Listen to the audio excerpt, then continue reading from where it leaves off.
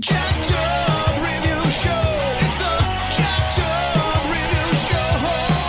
Jacked up review show. It's a jacked up review show.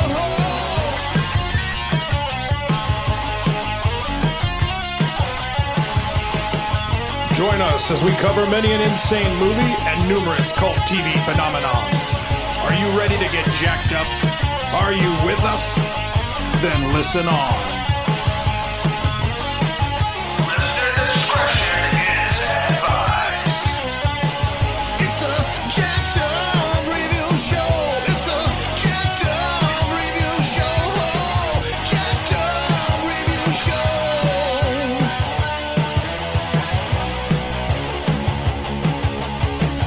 It's a jacked up review show. It's a jacked up review show. Jacked up review show.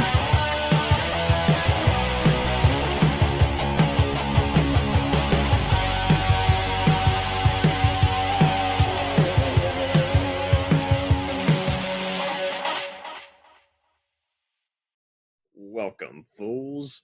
Here we are. We got Josh Hansen from Action Movie Book Club. What up? How are you? I'm Glad to be here. Thanks for having me. stellar. We were all like, hey, whatever we got to do, let's just spout about something that's just easy. And we were just thinking of stuff and we're like, shit, I got to do some more research. Oh, I got to rewatch that. And so then finally it just came down to, well, you want to talk about The Office and Parks and Recreation? Okay, fine, let's do that. So, Yeah, and this was a 180, this like zero prep, which is my favorite thing ever. yeah. We have a saying on our show. I don't know if you've seen that Bill O'Reilly clip where he's like, do Okay, it we'll do live. it live. Yeah, and we say we're going to Bill O'Reilly it. We're just going to do it live. Totally. And absolutely. So basically we are just, yeah, I mean, who hasn't seen this show? Basically. Yeah, it's the most mainstream topic we could possibly do. That's just right in the front of parts of our Right. brain. The Office, for those who don't know, was basically about office politics and everyone doing everything wrong in mockumentary form. And Did you ever see the British version? yes, I totally recommend it for those. And I had one coworker one time at one job I was at, and he was like, such a ripoff. I'm like, it came first. How can it be a ripoff? Yeah, it's not trying to say it's not. Like the pilot was a shot for shot like remake of the pilot of the other. Oh, 100%. And the Office Deep Dive podcast, which is hosted by what's his name? Brian guy, Gardner, and Kevin. Yeah, Kevin hosts it. Haven't spilled chili.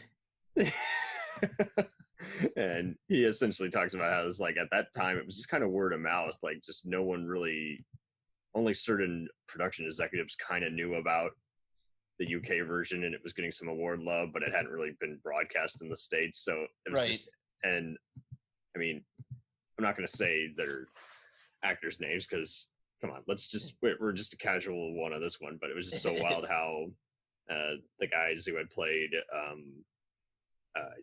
Dwight and even Meredith, they had just been coming from some other shows, and they're all working waiter jobs, and Yeah, it was like a big break for a lot of people. and whoever was the original person to place Mike Scott pulled out, and I didn't even know there was someone else that was supposed to do it. there was a bunch of them attached, and yeah, Steve Carell just went in on it because 40-year-old virgin was coming out, and they all pretty much broke their agent's advice. Oh, it'll never work. It's just Yeah. they're copying Well, a that UK never format. works. It's like, oh, this worked over here, so let's remake it. And it's always just garbage. But once they 100%. decided to like make it their own thing, like it wouldn't have to adhere to every trope that they were doing 100%. before. That's when it started working. Because the Well, pilot, it's not that good.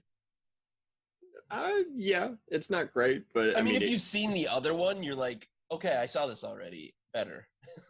100%. And I mean, a lot of them all agree that they basically got a boost, just from because, and it's so funny how Jim and Pam both didn't think they were gonna,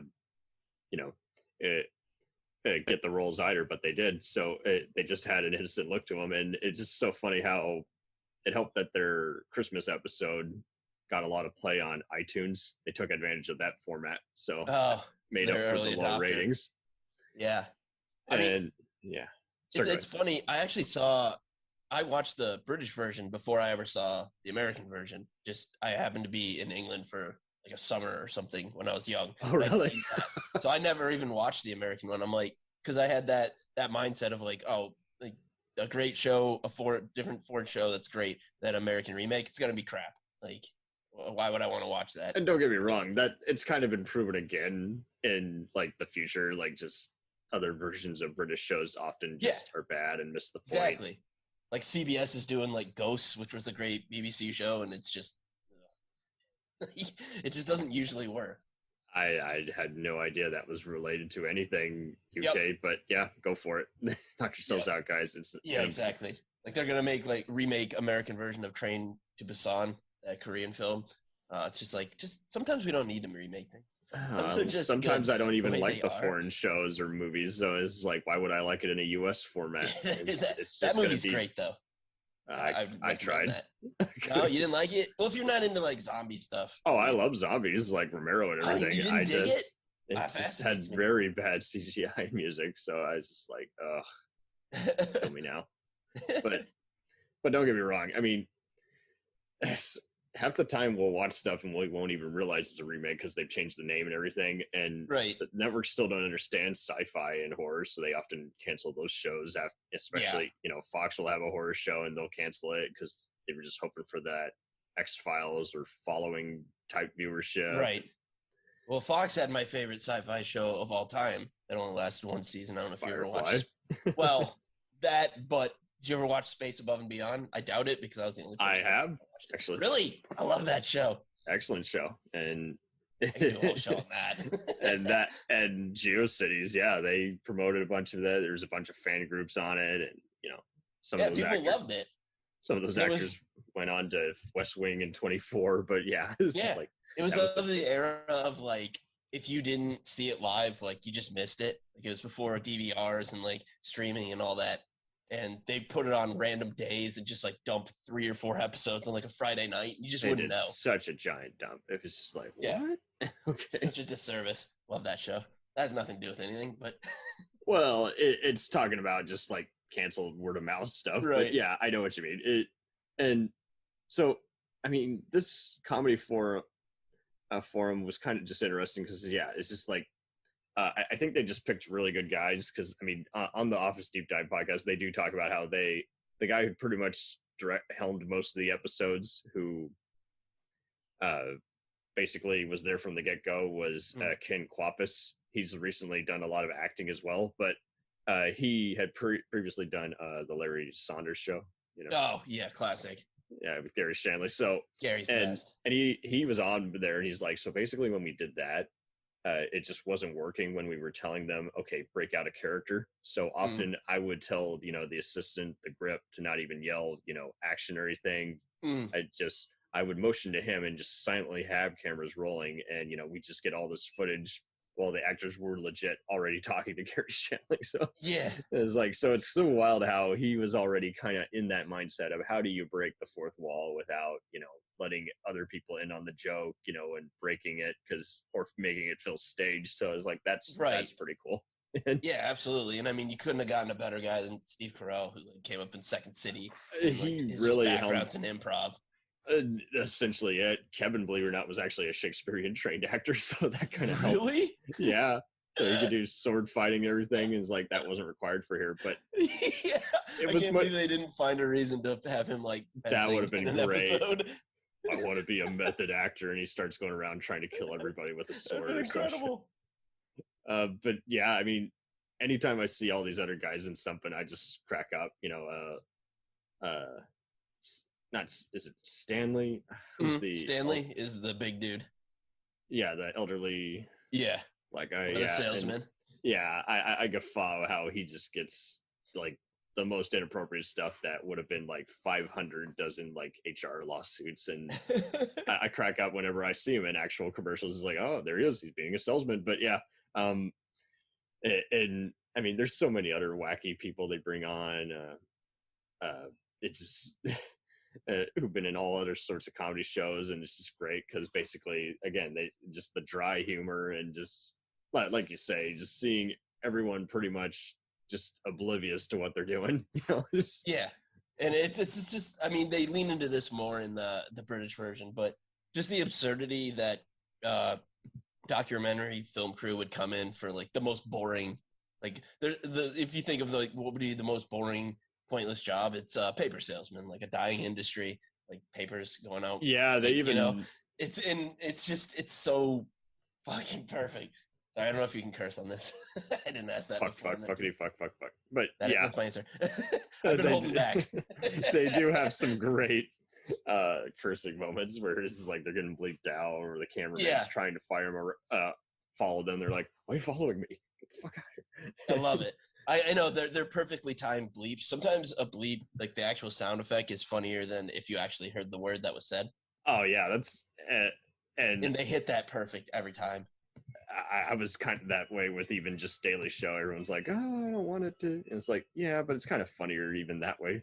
It's just for some reason it's almost like you know what it is, but for some reason that sound effect just makes me kind of laugh. Totally, and I don't know. Some people just want to bitch, but it is what it is. All I do is complain, but I get it. So what was that? That was the same crew basically that did Parks and Rec, right? Yeah. So like Greg Daniels. And believe it or not, the guy who plays Toby was one of the writers as well. So. Oh, really? Oh, also BJ Novak and Mindy Kaling. Yes. Which controversial opinion. Those are my two favorite characters in the entire show out of everybody. People love them so much. I mean, but usually it's like, oh, it's Michael or it's Dwight or it's whatever. Well, no, it's fine. I mean, because they're like lower level. They don't show up all that much, but they're used so perfectly. Oh, totally. Just innocently. And it's so funny. Like Mindy is the best. 100%. And my favorite Office moment is when Ryan comes back after getting the job at corporate. And she's like, "I'm pregnant and I am keeping it." And then it cuts back to like a confessional and she just shakes her head.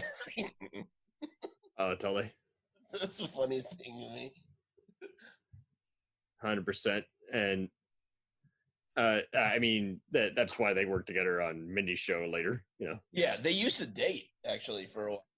I think so. Yeah, for real. So that's pretty wild. So that chemistry is there for a reason.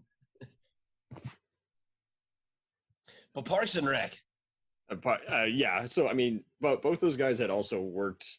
So their foot in the door with The Office, fun fact, was Kevin O'Reilly, who had worked at FX and then moved to head of programming at NBC. And that's how they got The Office on there, because he remembered them from their work on King of the Hill, and they had pitched it, and FX had rejected it.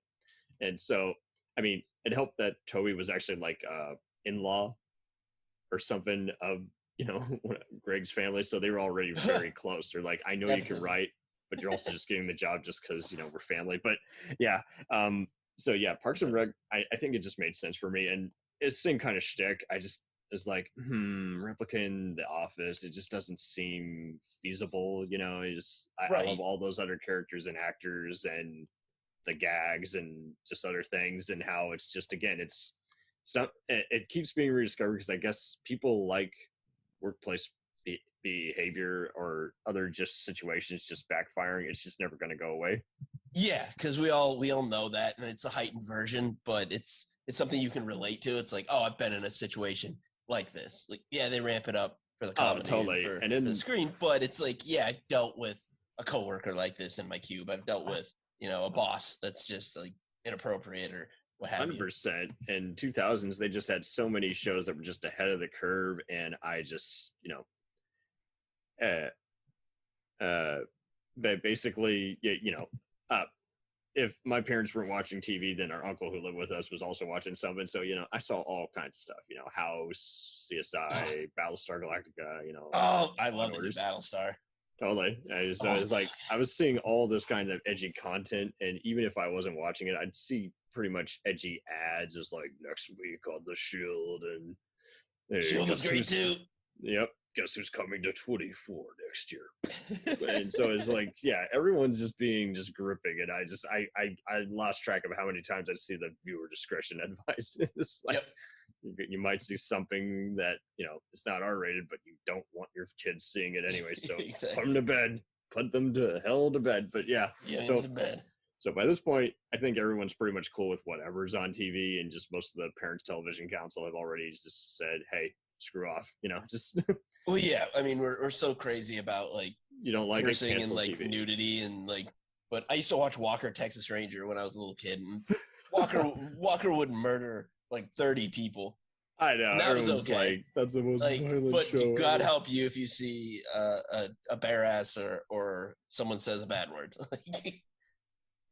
100%. Like, I honestly think that does more damage because it was like desensitizing you to violence. It's like one reason I love Paul Verhoeven, like he's over the top with his violence, but he's doing it for a purpose. He's like, if someone gets shot, it should be like horrific and horrible. It was so much fun to cover his movies because like he's my favorite director of all time. Well, and most of people haven't seen a lot of his European work, and like to say, they look at all his sci-fi and mystery movies he did in the States at like they still, if sometimes some people will not understand, oh, it's satire, but most who have seen it 100 times do get it. But it's like, I mean, Total Recall, the airport thing, he was the pretty king much of satire, 100%, and often he's mixing in a few other gags, and just like Joe Dante, I think. Oh, we just did Gremlins 2 on a stream. Dante. Awesome, yeah. I mean, a lot of his humor, you know, yeah, you can take it or leave it. Just some people just don't get it. But I don't understand personally why Sam Raimi and Tarantino are bigger, and these guys they still fly over their heads. Like, oh, right. I didn't know. It's in the same vein. You're absolutely right. I mean, RoboCop's my favorite movie of all time. That's my number one. Oh, 100%. That's like a mandatory. And I would even tell my folks, yeah, so it's a amusing metaphor for Jesus Christ.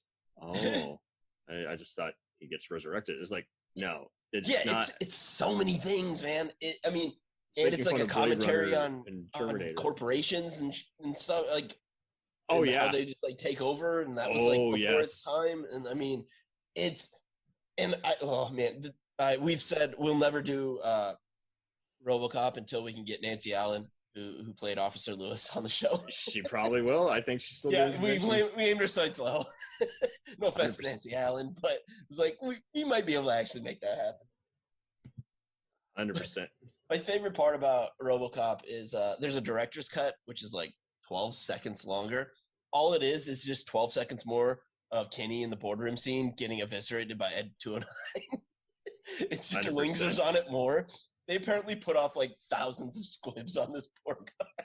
Oh, definitely. And I mean, just to make it look more absurd, and it seems like just sometimes, I don't know, people just seem to think, oh, by making it absurd, it's just because someone did a shit job. I'm like, no, that's the point, that you're making fun of goofy over-the-top death. But yeah, it's just, I don't know. People just think, it's the same thing with heroes and villains. Like, yeah, I've seen some people on The Office or Parks and Rec act like, oh, no, you know, these guys are actually good people. They're just, you know, misunderstood. I'm like, no. The whole point is that they think they're awesome, and they're not awesome. They're all just losers. They're all idiots. They're all morons. I am not. I mean, we got a Verhoeven, so I can't stop. His world building with the way he does things with like in RoboCop with like the news clips put in, like, you know exactly what you're into just with that. It's just like the little news clips. He does it with Starship Troopers too, and it seems so simple, but if you watch like RoboCop 2, they try to do it. It just doesn't quite work. No, I mean, if anything, they just basically they took it at point blank range, and it's just like, again, you know, and you mentioned the cyberpunk aspect to it. I've even explained that to certain people, and I think it, you know, most people seem to think that means, you know, virtual reality and cyborgs, and so but more often than not, they do, and much like Blade Runner, they involve a corporation, and I love how and like just say, I mean, everybody is often in the gray, and some people, again, they still think everything is black and white, like you were mentioning with Walker Texas Ranger. This thing, yeah, everyone just kills, can break the law as long as it's in the good. I'm like, no, that's not it at all. I mean, yeah, and he's adding that extra element of like, this is messed up. Like, even when the good guy kills a guy, it's I would even see horrific. people get 100%. I even see people. There's still people who will troll a Law and Order episode. They're like, because it ended the way I don't like it, it's too woke or it's too politically correct. I'm like, it would probably happen like that in some capacity where the businessman gets off because they just got more money than the prosecution. Yeah, I mean, that's a real world thing. That's like, that happens. There are no happy endings. Like right? Yeah, you sometimes there are killed no happy endings. Exactly. You killed the one cohort, but the main guy who was funding their expenses got off because they're just cool that way. Yeah, because they're in charge. Like, they got enough money, they can game the system. Oh, totally. And I mean, The Office was on around the same time as other shows like Boston Legal, and I think it just helped that just we were used to just seeing. We'd already had some other kind of exposure to just seeing other people acting inappropriately, and you knew that the people were in on the joke, and so you pretty much I never felt guilty laughing at this. It's like, no, I get it. Yeah. And well, see, I'm glad you brought that up because I think that's a thing that Shore and Daniels and all them like figured out, where I didn't think The Office worked at the beginning, and same with Parks and Rec. 100%, because they were unlikable people, and it's like, why do I care about them? It's just and they very made a nutty. pivot where they decided, hey, let's just make everyone in the cast likable so you like hanging out with them. I mean, they did it with both of those shows. They did it with Brooklyn Nine-Nine. They did it with The Good Place. And Even Arrested Development to some extent, and that it was around that but same I just mean time. those guys specifically, because 100%. I mean, it's like, oh, if I just want to hang out with these people, like, then that's all I need. Like, that gets my audience right there, because I want to spend 30 minutes with them. Like, I like them. and Like, then the first episodes of The Office, and more so the Parks and Rec, like, Amy Poehler was very unlikable. Like, no one liked her. Like, all her employees hated her. And I didn't really like the first couple seasons of Parks and Rec. They're not very good. And Yeah, I mean, once they jettisoned Brandanowitz. oh, and it was hysterical how they had like Will Arnett, her hubby at the time, on there, and it just seemed like it was just, I don't know, it's just I think I was always kind of a visual guy, so I was even kind of, I hate to say this, kind of turned off by the camera work a few different times. I just thought it was just a little more forced, and I was already so used to how The Office did it and some of those other voyeuristic, Well, forced is the right word. It just felt like it was like square peg in a round hole. Like, you have all these characters who are super likable. Like Chris Pratt, say what you will about him now, but like, he's a likable guy. Yeah, and they made him like a villain, basically. Oh, like, 100%. Crappy boyfriend, just like selfish and shit, and then they made him just a lovable idiot. Oh, 100%. Like, wait, he actually doesn't have to do that. Oh yeah, and who's the bigger guy? His name? It's not. Nick Offerman. No. Like the big. Oh, Jerry. Jerry, yeah. He goes by like Jerry in April. I almost always see just basically playing an idiot or someone who rants. So I wasn't surprised, but this basically got them in the door, just getting more than just a brief walk-on role that they were often having, as a guest star. And so it's like, yeah, I mean, this once again. This show pretty much made all their careers. Amy, was already a superstar on SNL, and so it's like, yeah, and other bit parts on. Jim O'Hare played Jerry. That's who it is. Yeah, and Retta, it's cool to see she's still working, being on a bunch of other. They even did a great thing with the Jerry character where like they all like gave him crap, but it wasn't mean, because then they showed like his home life, and he's married to like a supermodel and has like a beautiful family, and like. So he's like doing great. So it's okay to just like give him crap. You know? Yeah. He wasn't just like, we're just pounding on this guy that sucks. Like, because that feels mean. I pretty much felt like he was the Toby of the show. He basically, he wasn't, even though he wasn't in HR, but yeah, it just. He was, but then they gave him this other backstory. It's like, his life rules. Like, right. It's just he even did less of his job than Toby did. Toby would always come in like once an office episode, and like, Jerry would basically just say, yeah, it's not a problem. Yeah, because I mean that could go sideways so easily, where it's like, oh, it's like punching down. You're making fun of this loser like all the time, but then to have him actually like he's killing it in life. Like he may not be liked at work, but he has like the most amazing life outside of it.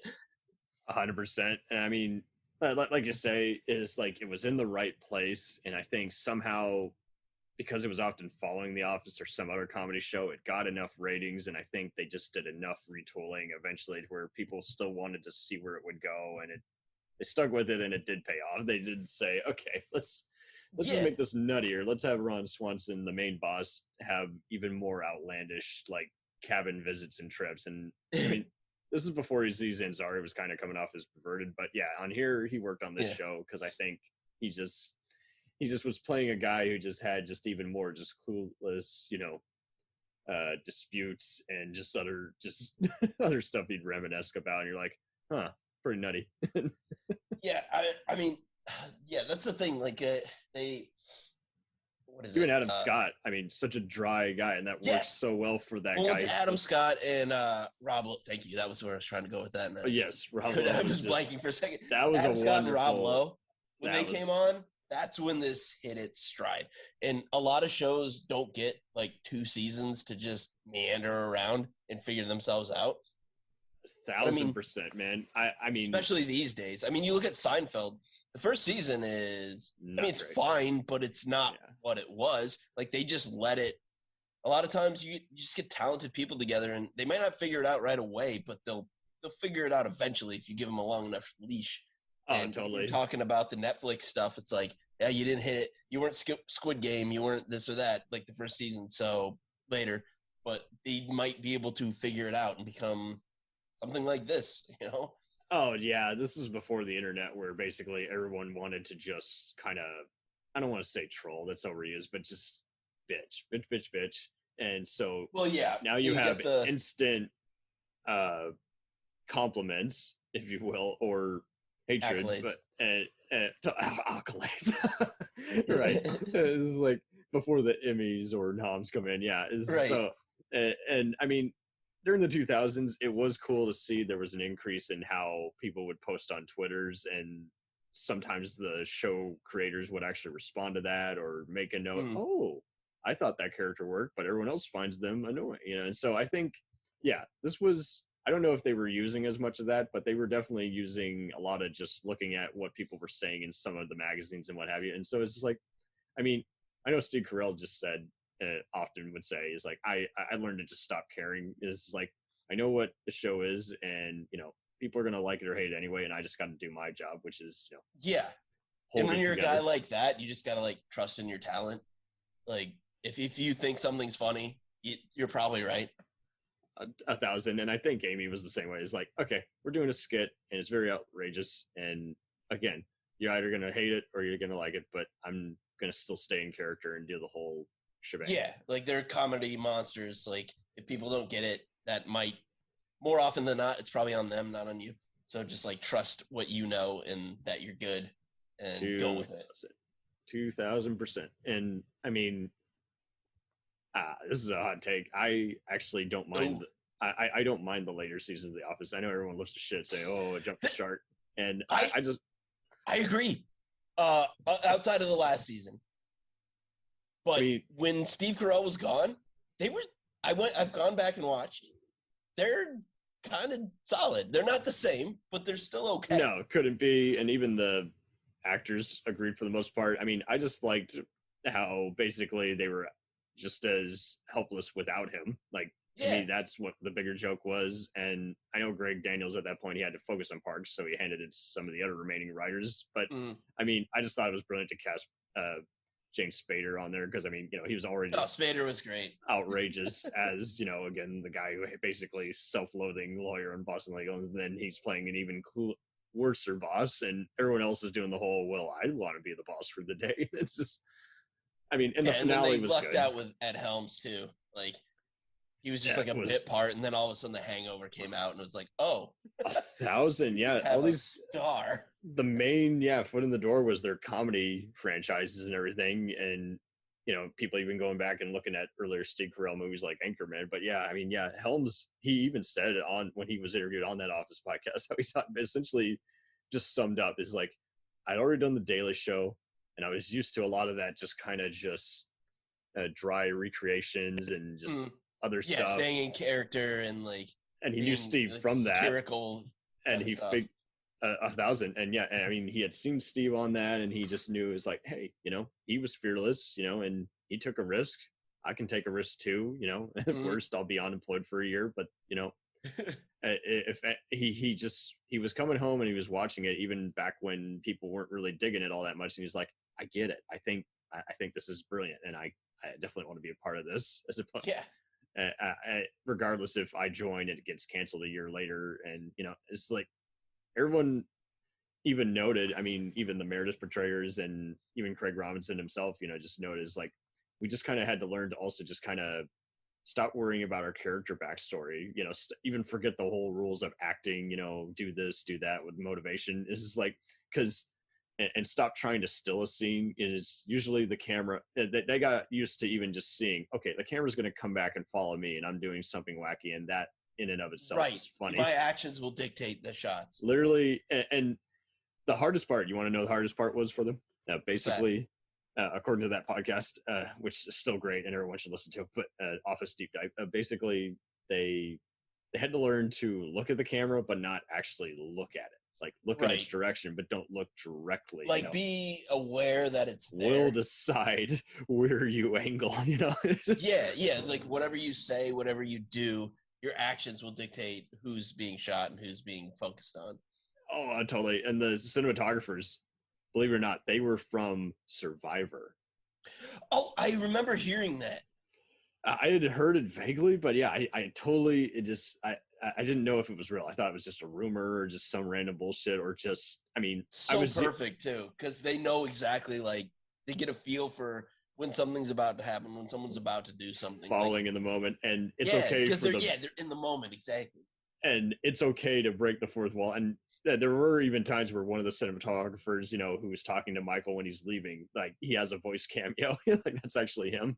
And they even shot in an off permit when Michael's like looking for an interview, like in another state, I think in New York, I think. And so it's like, yeah, they did plenty. I mean, it was very deliberately micro budget. And so that's why it was even funnier when you would deliberately see a boom mic, in the middle of the shot. And, it added to like the world that they built. Like that's where they were. I see other mockumentaries where, I don't know, they just look a little more sloppy now.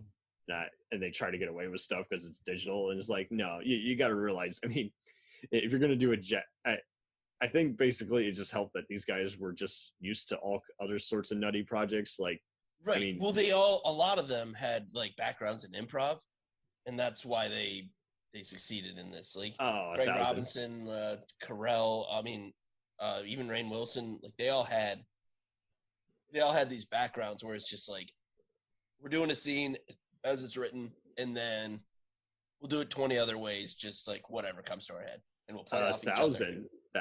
And stop trying, and literally it'll work. Like because that's the whole thing with improv. It's like you're not looking for the joke. It's like you're also like listening to them and setting the other person up, and like it's a collaborative effort. And totally. And I mean, I think. Literally the music score, I think, like the opening with that piano, I think that literally got everyone in the mood, just with them doing the montage of them doing wacky things. Yeah.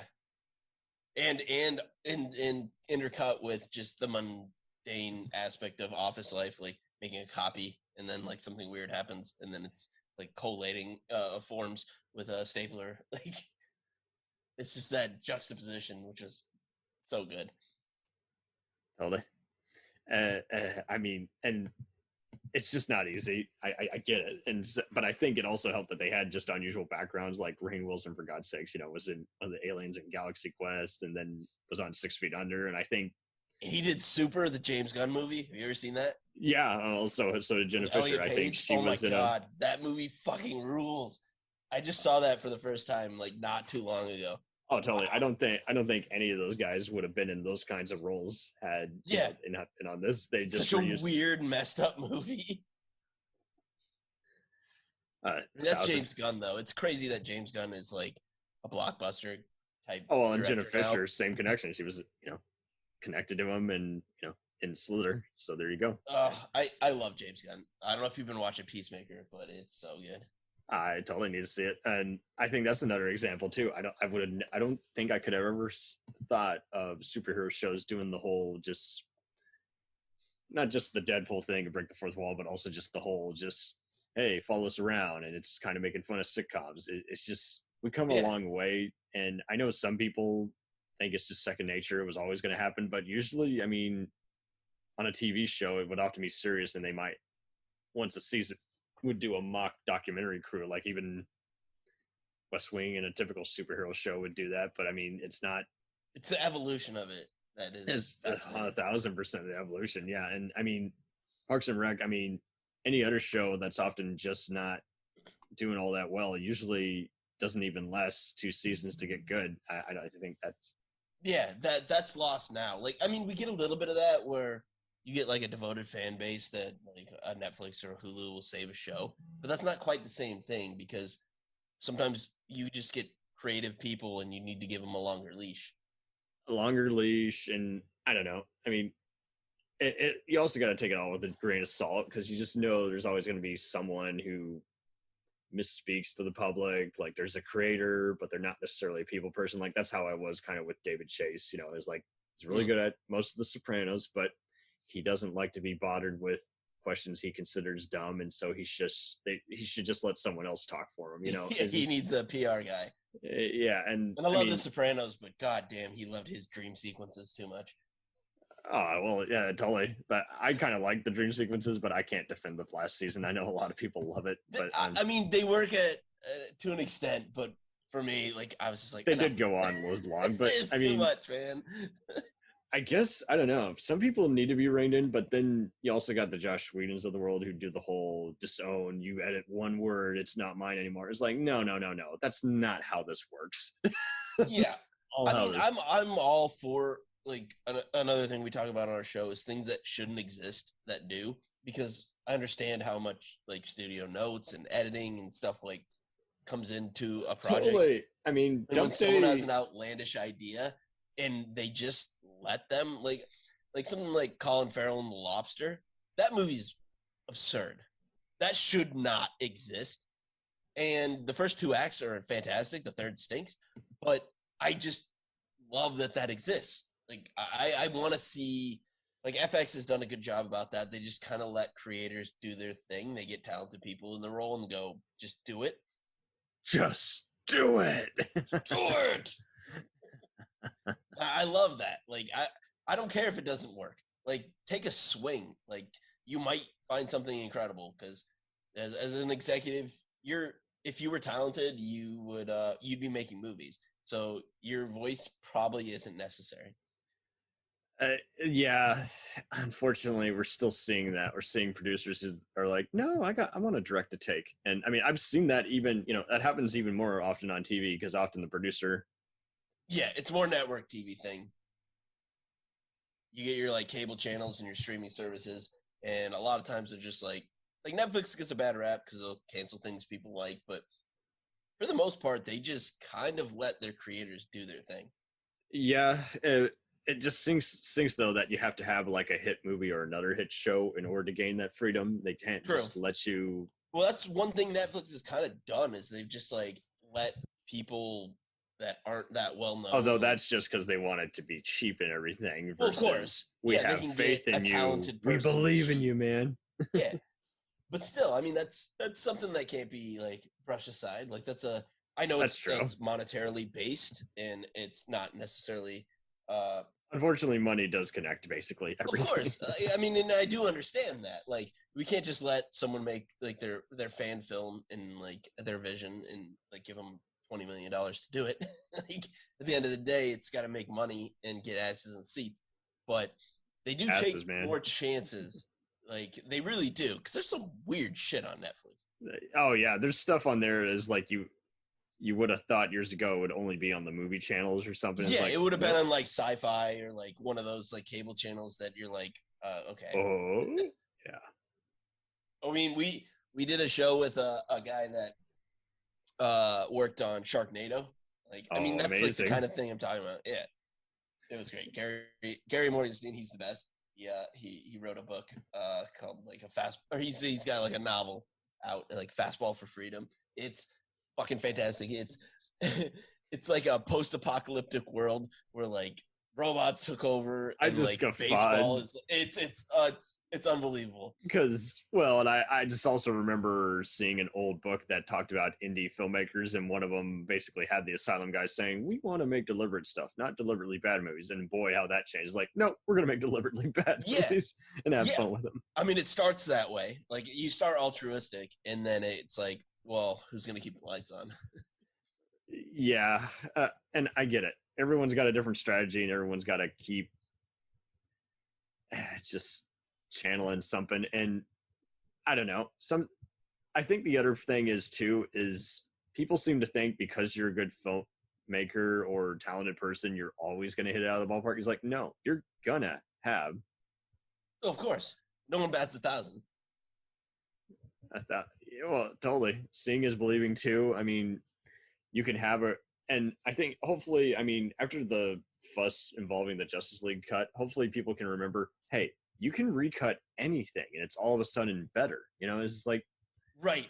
other Like, stuff the can Snyder be cut deleted scene. was better, but 100%. he had how many years to like hear what people didn't like and hear what people did like and to lean into all that, because that movie wasn't finished. Like, there's a lot of people who think it was exactly what we got. No, there's a reason they gave him like $30 million to do reshoots and do all sorts of other stuff. It wasn't finished. It was not finished. Never finished. Then, you know, you hire a new director, and then you hire new producers to get involved, and then you hire the guys from Honest Trailers to re-edit. It's like, yeah, that's too many creatives. That's Yes, too that's many a cooks, bastard. man. Like, I always want one creative head in charge of everything. Like, sure, they have to make compromises here and there, but for the most part, I just want to see someone's like full vision, like unedited, no notes, and whether it works or not, that's what I always want. Totally. I would rather, okay, because people will grow. They will absolutely 1,000% grow. Some won't, Yes. but for the most part, they will. They'll say, okay, and like, look at Brian De Palma. Like, I had a pal of mine. I love him dearly, like a bro, and he would love to, and I would have to often correct him. He would do the whole, oh well, you know, if you've done more bad than good, then you're not good. I'm like, that's not necessarily true. Brian De Palma No, it's not.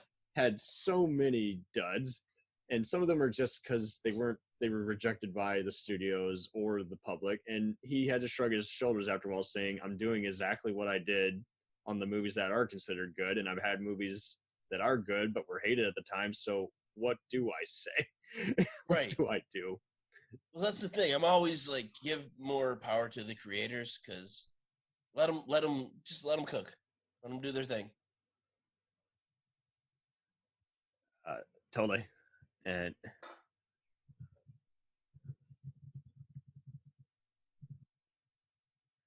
totally. And I mean, I think so. Let's go back to these shows' evolution. So Yeah. no, it's Do a fine. thing on our Because, show, I just yell tangent, and then Tangent. go off the rails. well, these basically are tangents. You know, you got character tangents, and I think I kind of miss that too. It's just like you want to see what absurd thing Leslie Knope is going to see, and why people think she's a community leader, and same thing, you know, with all the Scott cohorts. They want to be like Michael Scott, even though they can't stand him. It's like, that's just hysterical. Just making fun of narcissism, and even One thing I loved about the Michael Scott character is he was ridiculous and dumb, but every so often they would throw in something where he like kills a sale, like he and he all of a kills sudden the sale, becomes yeah. the most competent person on the planet. Totally. They were making fun of basically, you know, people who get by. You know, there's always that, oh, what did they do? Did they sleep with someone or anything? It's like, well, it's kind of a bit of everything. Yeah, he is kind of friends with the HR gal, and then at the same, I just love that they added that element of, it's like, because like, why would this bumbling buffoon be able to get to where he is? And then every so often you get that moment where he was like a person, like a real person, not a character.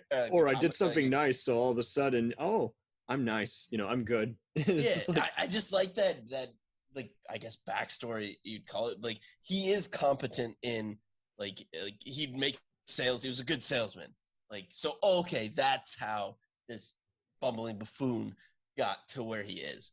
oh, totally. And he's also just a perfect example of, you can tell he's basically, you also just start to wonder about his childhood. Was he basically just denied anything as a kid, and so basically he wants Right. to be loved, and he You have just can't help sympathy it? for him too. It's not like he's a prick. He's a He's a sad cool like prick. his dad abandoned him, and like he has like things behind it where it's like, yeah, like no one liked him as a kid, so he's like I know people that are like that where they're just trying so hard to like be liked and be cool, and it's just like, dude, if you just chilled out a bit, people would like you, but you're trying way too hard.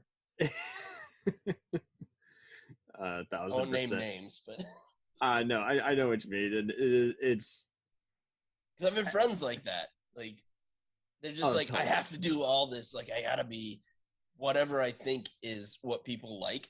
But it's like, no, if you're just authentic and yourself, like will like you. Just knock it off. 1,000%. And I think it also helps that, I mean, we got many who are, what's the best way to say it? I think you could say, I don't know if it's so much just like you say, being denied and balancing their ego or what, but yeah, it is kind of basically just like, hey, I just want to be loved. Yeah, I mean Love me. that's the boil it down. That's his character. He just wants to be liked. He wants to have friends. He wants to have people like him. And he's just a sad sack that no one likes. Totally. Totally. Oh man. So uh, if you so is he your favorite character, or are there other ones? Is it So on that show, it's Mindy and PJ. Oh yeah, that's right, you did say that. I love Shit. them. Okay. And I love Andy on Parks and Rec, like Chris Pratt's. I guess nowadays it would be Daryl, Craig Robinson's character on The Office, because he was basically just He was like the great. middle guy. He's like, I just don't want to deal with anyone's bullshit, and I would love how he would just keep his cool, even though, everyone's doing everything unacceptable. And it's like, it's stuff you could never forgive them for. Yeah.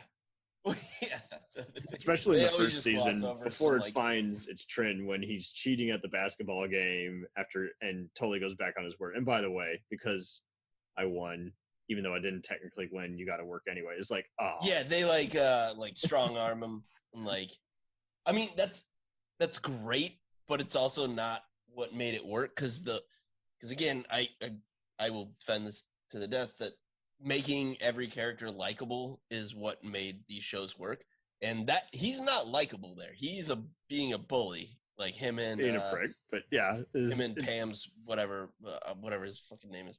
They add like emphasis to the cluelessness that makes it even more fun. Is like, but they like decipher. intimidate like physically, like, and that's like, I mean, that's like a bully thing to do, like we've probably all been in that when a larger man's like, hey, no, that's not what's happening. And you're just like, Cool.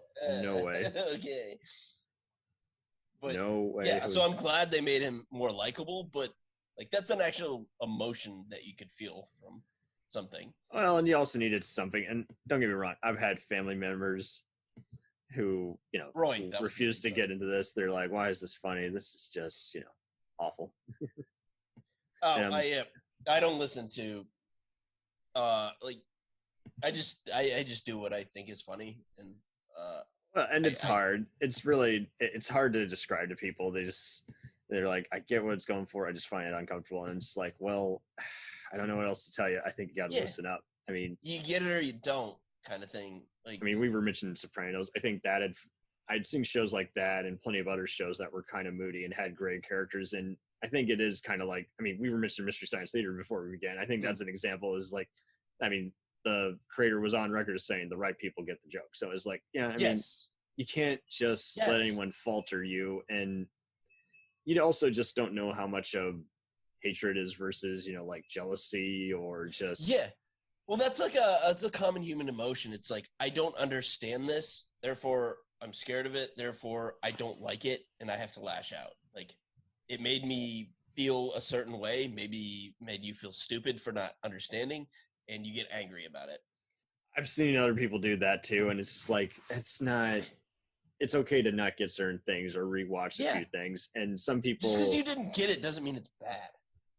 You don't get it, or I mean, you can be way more gentle in your commentary, just saying, I get what it's going for. I don't think any of the jokes land.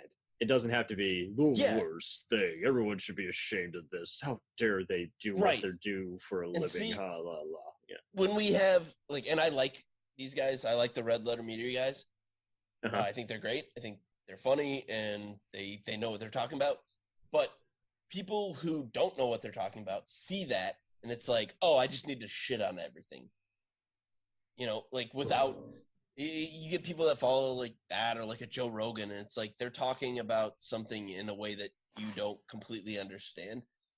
I don't like Joe Rogan, by the way, but there's someone with a point, and you're misunderstanding it. I mean, you can even go back to The Sopranos. It's like people think Tony is like the hero. No, he's a horrible person. Like, you've completely misunderstood I've seen some of that what too. they're trying to do. I've seen other people hate it just because, not everyone's likable. I'm like, well, that's just it. Like, that's the point. They think they're likable. Everyone's supposed to be awful. That's the point. Totally. And I mean, I don't know. Some of that is just people have never liked certain crime shows or whatever. And I'm just like, well, most of these shows are gonna do a dilemma where they're likable one minute and then at night they're terrible people. It's nuance for money and nuance. You're the mainstream a lot of times is not for nuance because they're busy. They got kids, they got a family, they got to do all sorts of stuff. They're not gonna dive in and watch 10 YouTube videos explaining why this happened, or like I get it. It doesn't mean they're bad people or they're wrong. They just don't know, and it's not their fault. 1,000%. I have a ton of time on my hands. My only responsibility is my dog sleeping behind me, so I can suss out all of it. Well, most people my age, from where I'm from, have like 4 kids, and they don't have time for that. Right. They can't do pets. They can do kids. They can't do pets. Right. And they're just shitting out kids right and left, and they got things to do.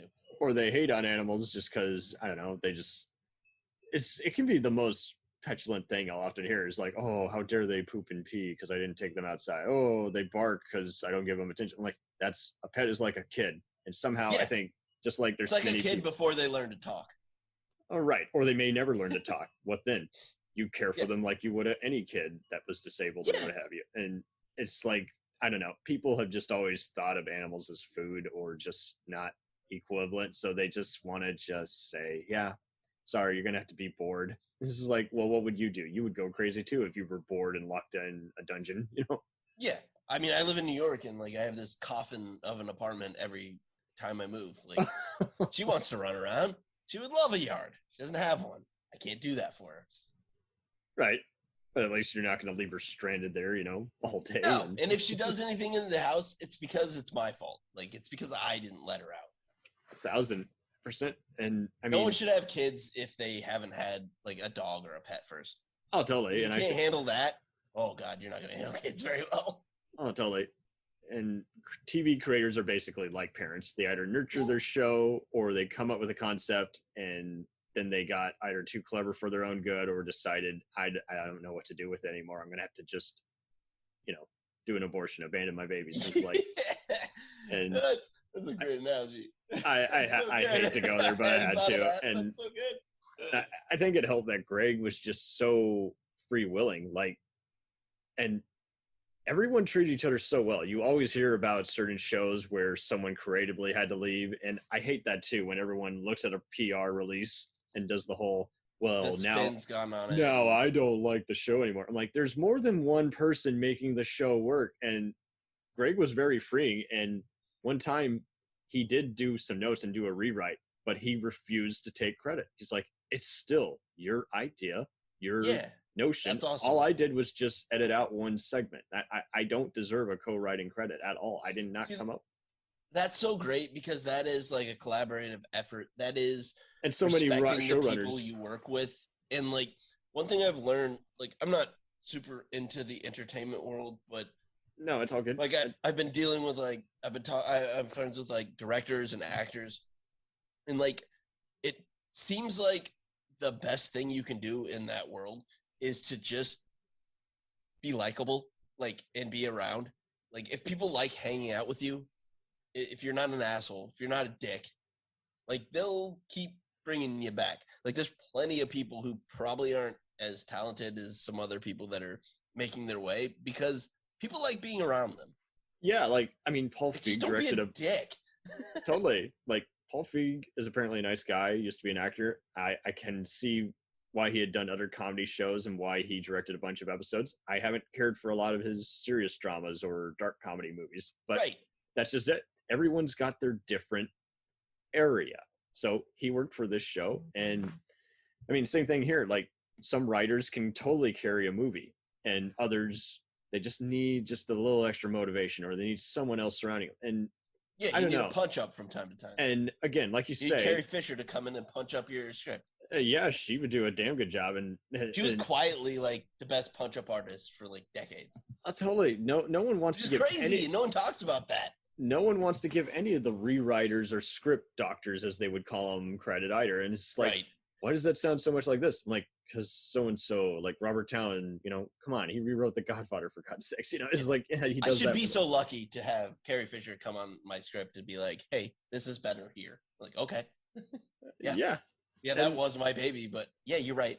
Will Smith apparently had a guy who would come in and rewrite the dialogue to suit his typical persona. So it's like sometimes you just need that. And I mean, like you say, I mean, everyone seems to just much like they respond to a show and act like it must, be executed like gladiator style, like off with his head, or something like that. Is like Yeah. they do that with the filmmakers Joaquin as well. Phoenix with the thumbs up and thumbs down. Right.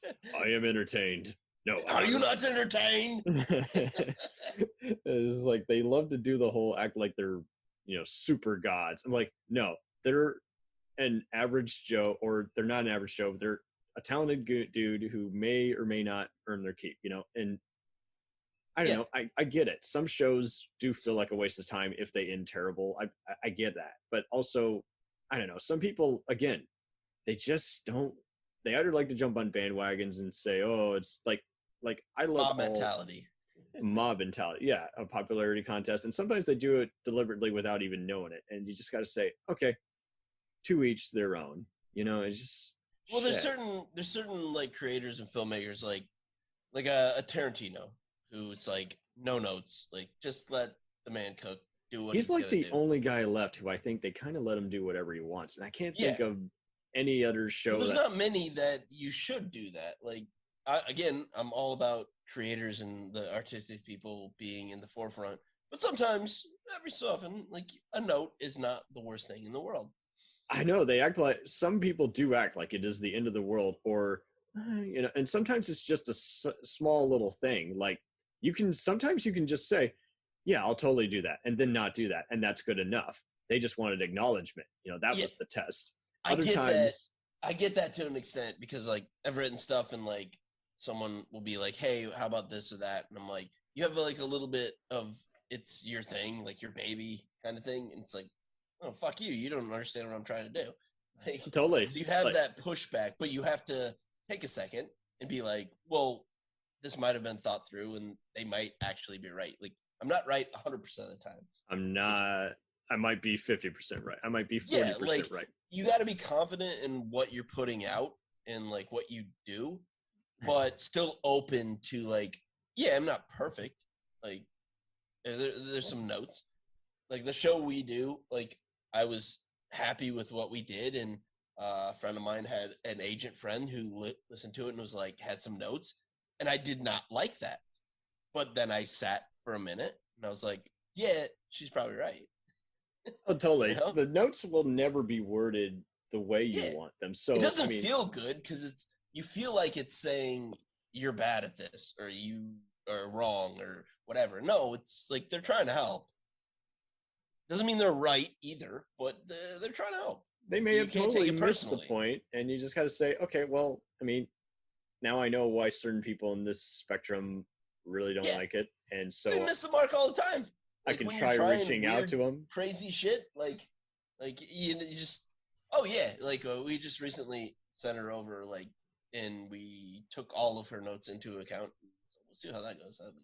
Oh, totally. The best sitcoms or even TV shows, I think, were the ones that would even incorporate common jokes that they were often being mocked for in pop culture or public media. And it's like, that's like the best way to acknowledge it. This is like Yeah. if I know someone is saying this about me, how about just make a joke about that? Yeah, make fun of yourself, self-deprecating. I'm hated on Twitter by these followers. I don't talk to these guys. Satire and self-deprecation are like my wheelhouse. So. Oh, totally. Yeah, like a Conan O'Brien. I mean, he does the whole, I'm a shitty actor, so this is why I'm a talk show host. I shouldn't even be a hunter. And it's like, that's not easy to do. I think any other comedian would have balked at that. Oh, I don't want to shit on myself. I'm already getting enough hate mail. And it's like, it just makes you more likable, like, and more relatable. Cause kind of like, fearless in a way. So I admire you even more. And absolutely.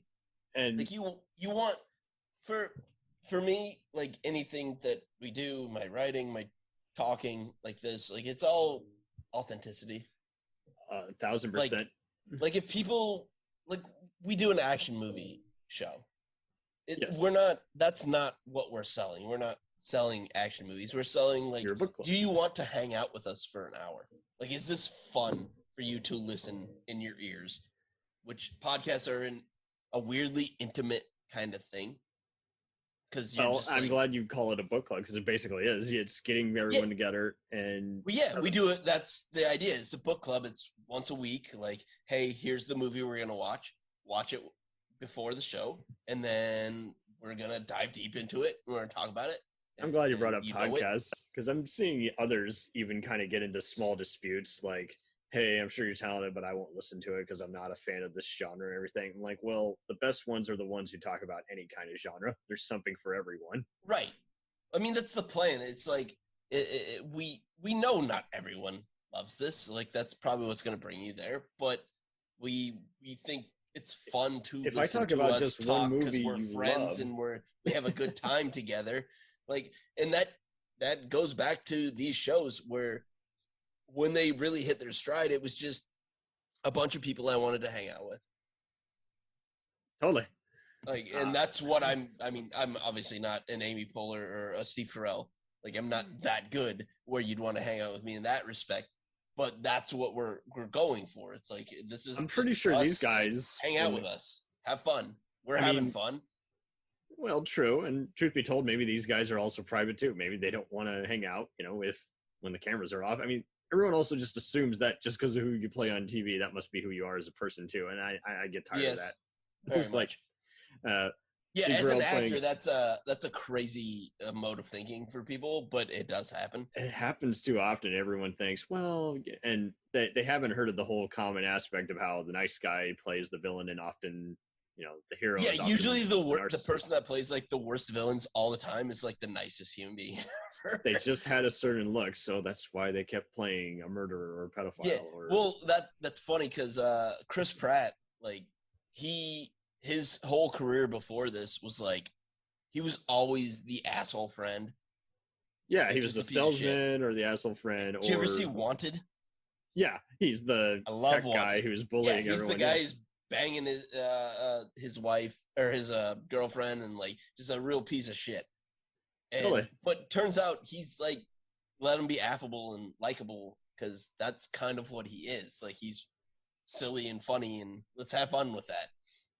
Well, and going back to what you said about the fearlessness, I think, again, I mean, these guys are unbreakable. Like, nothing awful they read in the trades could literally wreck them. And I mean, it also helped that they didn't do the will they or won't they.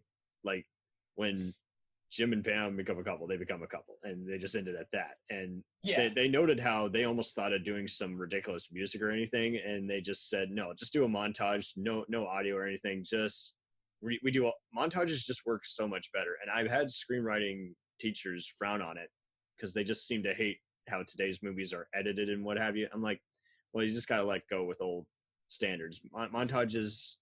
Yeah, if it works, it works. Like, if for the project that you're doing, like, there's no fine line of like, I have you don't to do even this, need I have music. to do that. You really don't. You don't need music. You don't need everything. You don't even need great sound. You just need people looking at each other and just acknowledge, and that's powerful enough. Yes, because that feels authentic and it feels human, and that's why we like it. 100%. It's human nature. So I think we pretty much have debunked how the show is kind of it somehow just, I said that twice. That's a facepalm in and of itself. But yeah, it's like we're talking about human nature and we're talking about how this kind of couldn't be made today. After Brooklyn Nine-Nine ends, after say what 30 seasons, what mockumentary show do you think mockumentary shows are still going to be a thing, or do you think they're just going to? I mean, we saw like Modern Family. I mean, they did it. Yeah, Modern Family was a good example, and that was kind of one of those. I kind of got too much into the sitcom thing, and they kind of left the mockumentary thing after a while. They stopped talking to the camera as much. Right.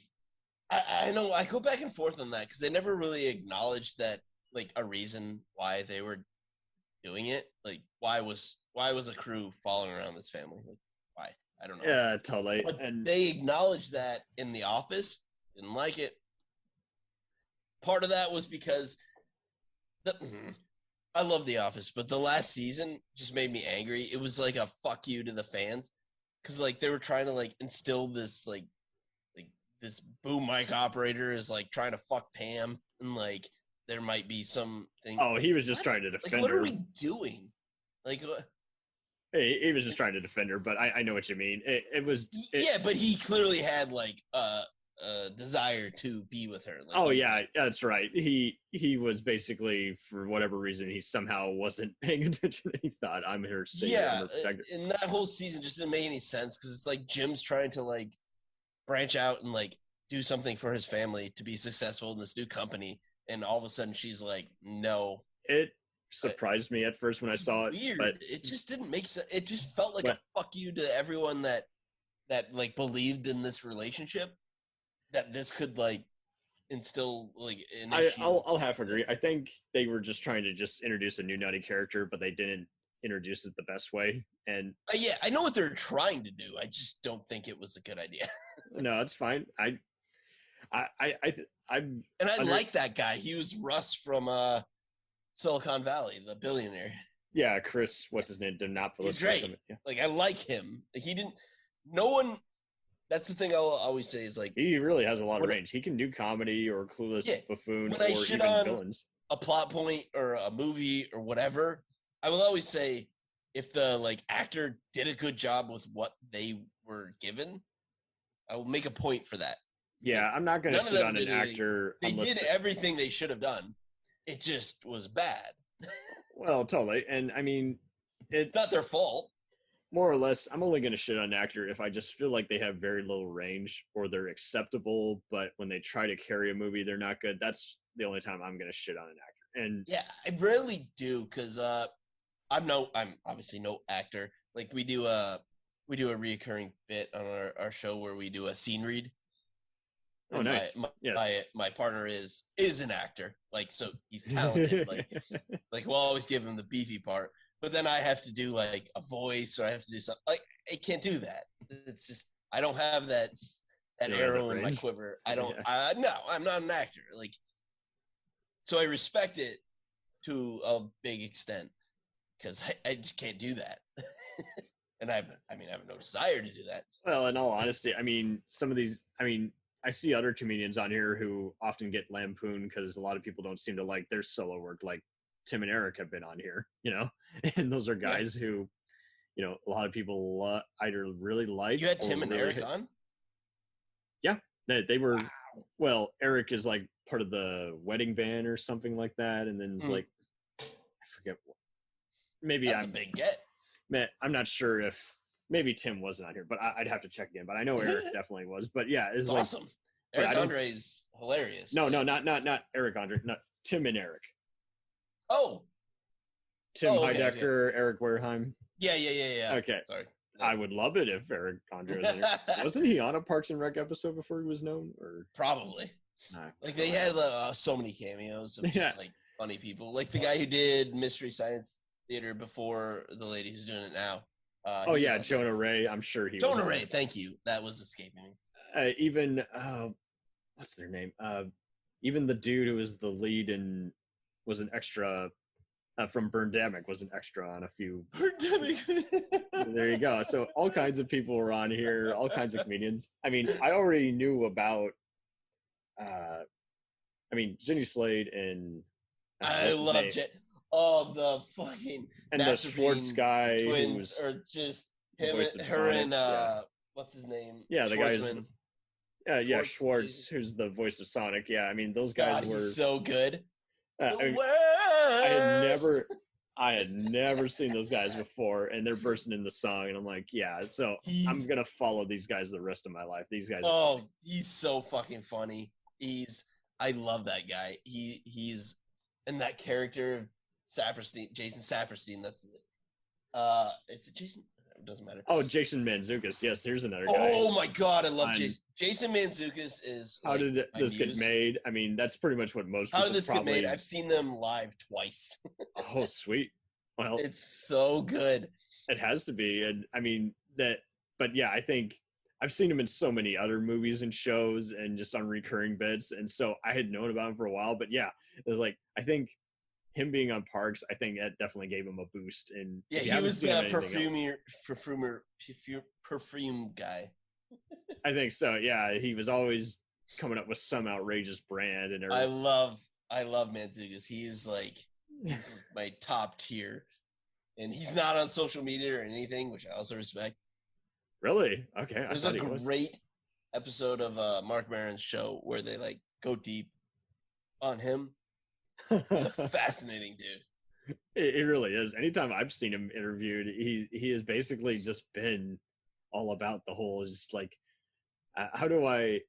He kind of reminds me of Asia Tyler. He can be a chameleon and just blend in. And yes, he just goes for it all the time. He's all in. I mean, he's got a history of a backstory of improv. Have you seen that Community episode where he's the method acting teacher? No. That's a great episode, and so I just don't remember that. I've seen all Community. I don't remember that. Okay, it's a later season, I think, and he's basically just. It's either season 3 or 5. I apologize, Community fans. I don't remember, but it's I'd have to rewatch it again. But it's a hysterical episode in that he's that was awful. Do it again, or something like that. He's just basically he's one of those guys that I'm like, why are you not a bigger star? Because you are. Maybe he doesn't want to be. Maybe he wants to just be the guy. He doesn't. I think you're right. I think he's fine with just hey, I'm making a living. I'm doing pretty good. I'm having fun. He goes on Comedy Bang Bang. Yeah, and there's another. He was on. That's another show on The League. The League is definitely where I knew him from afterwards, and I it was love The League. But I mean, Comedy Bang Bang I think is another good one because there's definitely a lot of mockumentary kind of or Curb Your Enthusiasm moments, and it's all unscripted. It's just improv shit. And a little note for anyone who's listening: if you ever see Jason Mantzoukas on the street, don't call him Rafi. Call him Hey Nong Man. He likes that. He has said that. This is so it made me wonder. He hates the character of Rafi, and I get it because it's he's bringing these chads to the screen. He's bringing all these people he grew up hating. He doesn't like. Yeah, that like him for a reason that is not what they should like him for. Yeah, well, that's the other problem too. There's going to be, and that's inevitable. There's going to be douchebags who say, "Oh, right, Ron Swanson is my hero." Right, when they don't get what they're actually trying to do, and they think they're just this one thing. And why does a master? You've completely missed the fucking point. Yeah. It's all these fans of Fight Club and movies like that from the 90s. Yeah, you've completely missed the point, man. I totally want to blow up Wall Street because this is not a testosterone and fueled thing that's it's making fun of it. What you're doing is it's mocking everything you think, and that's what he's doing. There's white supremacists who want to be like defense and falling down. I'm like, he even kills a skinhead in the movie, and they think, he's on our side. I'm like, it's that misunderstanding because you don't have enough horsepower in your brain to understand. You're just dumb and you don't get it. There's probably Karens of the world who think Angela's a righteous person. It's no. Right. That's exactly. It's just people who don't get what they're actually seeing, the art in front of them, and the amazing thing that's happening, and they just project themselves onto it. And it's I like that. I see it. I get it. I'm that. It's like, nah, bro. You don't get it. No, Well, that's the so point. of all the other mockumentary shows, like where do you think this ranks? Do you think either of these rank as like some of the best? Because like I've even had a friend who like he loved Parks and Recs but never liked Office, and same difference. Like my brother does not like Arrested Development, but he loves Office and Parks and Rec. So I can't get into Brooklyn Nine-Nine, and that's just one of those. I just think it tries too hard to be funny, in my opinion. I really like Brooklyn Nine-Nine. But I get why it's funny. People have their favorite characters. They love Chelsea Peretti, and but everyone was so likable. That's what it was. Like they realized that Shore just was like, hey, just make everyone cool and like you want to hang out with them. They did that. I mean, it wasn't like breaking any boundaries. It wasn't doing anything new. It just was like, hey, I want to actually spend 22 minutes each week hanging out with you guys. Well, and that's just it. I mean, I'm okay with some shows when you don't have to bring anything new to the table. And like I was okay with some shows that were basically Bones or CSI knockoffs. And it's like, and all they changed was just the persona. It's like, that's okay. If you're NCIS, like Milwaukee, like you have all your like spinoffs. Totally. And you'll go from that show to probably another similar show. And this is copy and paste, and you just change up your persona, or you don't change up your persona, but the structure is different. And I get it with comedy. Comedy is pretty much just like, okay, like I don't care for Andy Samberg, but I get it. Everybody. You don't like Andy Samberg? I don't think he carries it. It doesn't work. Really? Have you ever seen Popstar? I was kind of ho-hum on that, and I got what it was going for. Really? But see, this is an example of what we've been talking about. I love that movie so much because they're operating on a degree of difficulty that is not normal in a comedy. 1,000%. Not only are they making jokes, but they have to make music that is something you want to hear. Like, and that is, I mean, for me, it's a lot of times I see something when I'm like, I can't do that, and I'm more impressed by it. Like, I can't make music. Oh, totally. I can make a joke here and there, but I couldn't make a song that is funny and sounds good and is like, yeah, I could hear that on the radio. It's a legit, it sounds like one of the kinds of songs, and it's also a parody. So plus we get Judd Apatow's dick in it. Oh, God. Something I pay to not see, but I know what you mean. They're all ballsy, no pun intended, and I get that's what they're going for.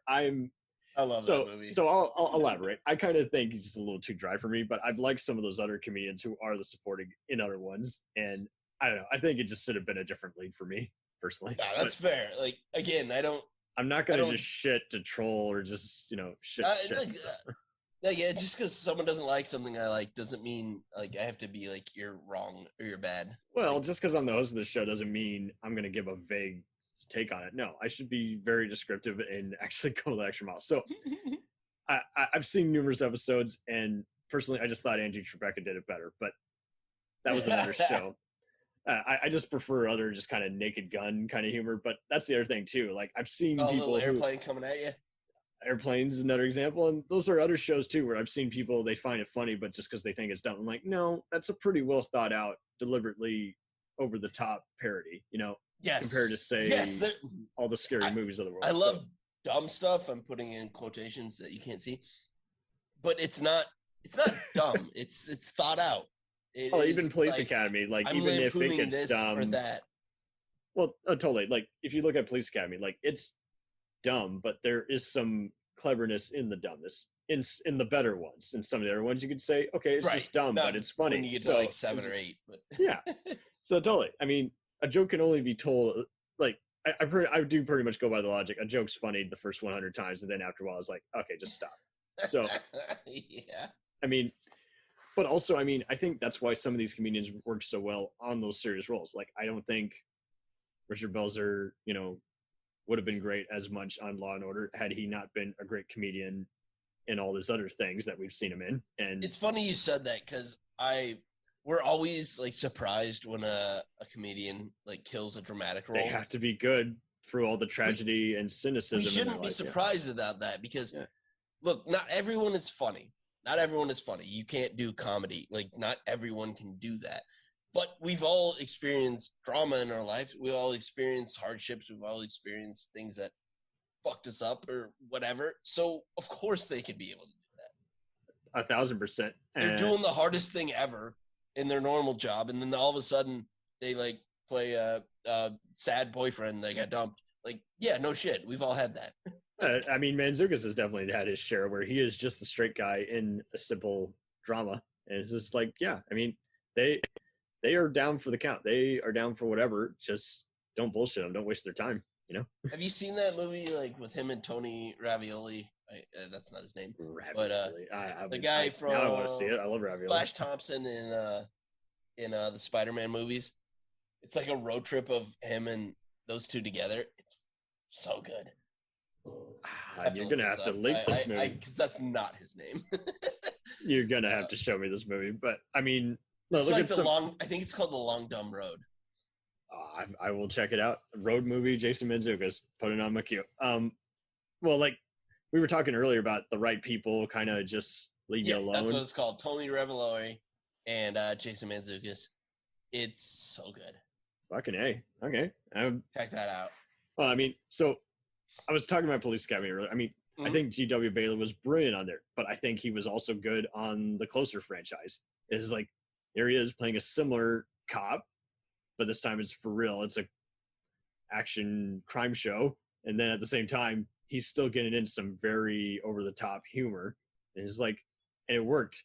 And so it's like different tone and everything, but it worked. So I think everyone's used. Some people are great at going through various barriers, different structures and everything. And I mean, like USA Network, for instance, was kind of Netflix before it was a thing. You know, they were known for their infamous or campy or schlocky programming, but they took a chance on a comedy writer whose only other work was a infamous Adam Sandler movie and let him improvise with his comedy buddies, and Psych was born. You know, that's an example. The same thing with Community. Like I said, like that Dan Harmon had a bunch of experience doing other kinds of improv and cartoon shows, and that's another guy I'd put up there with like, just let him cook.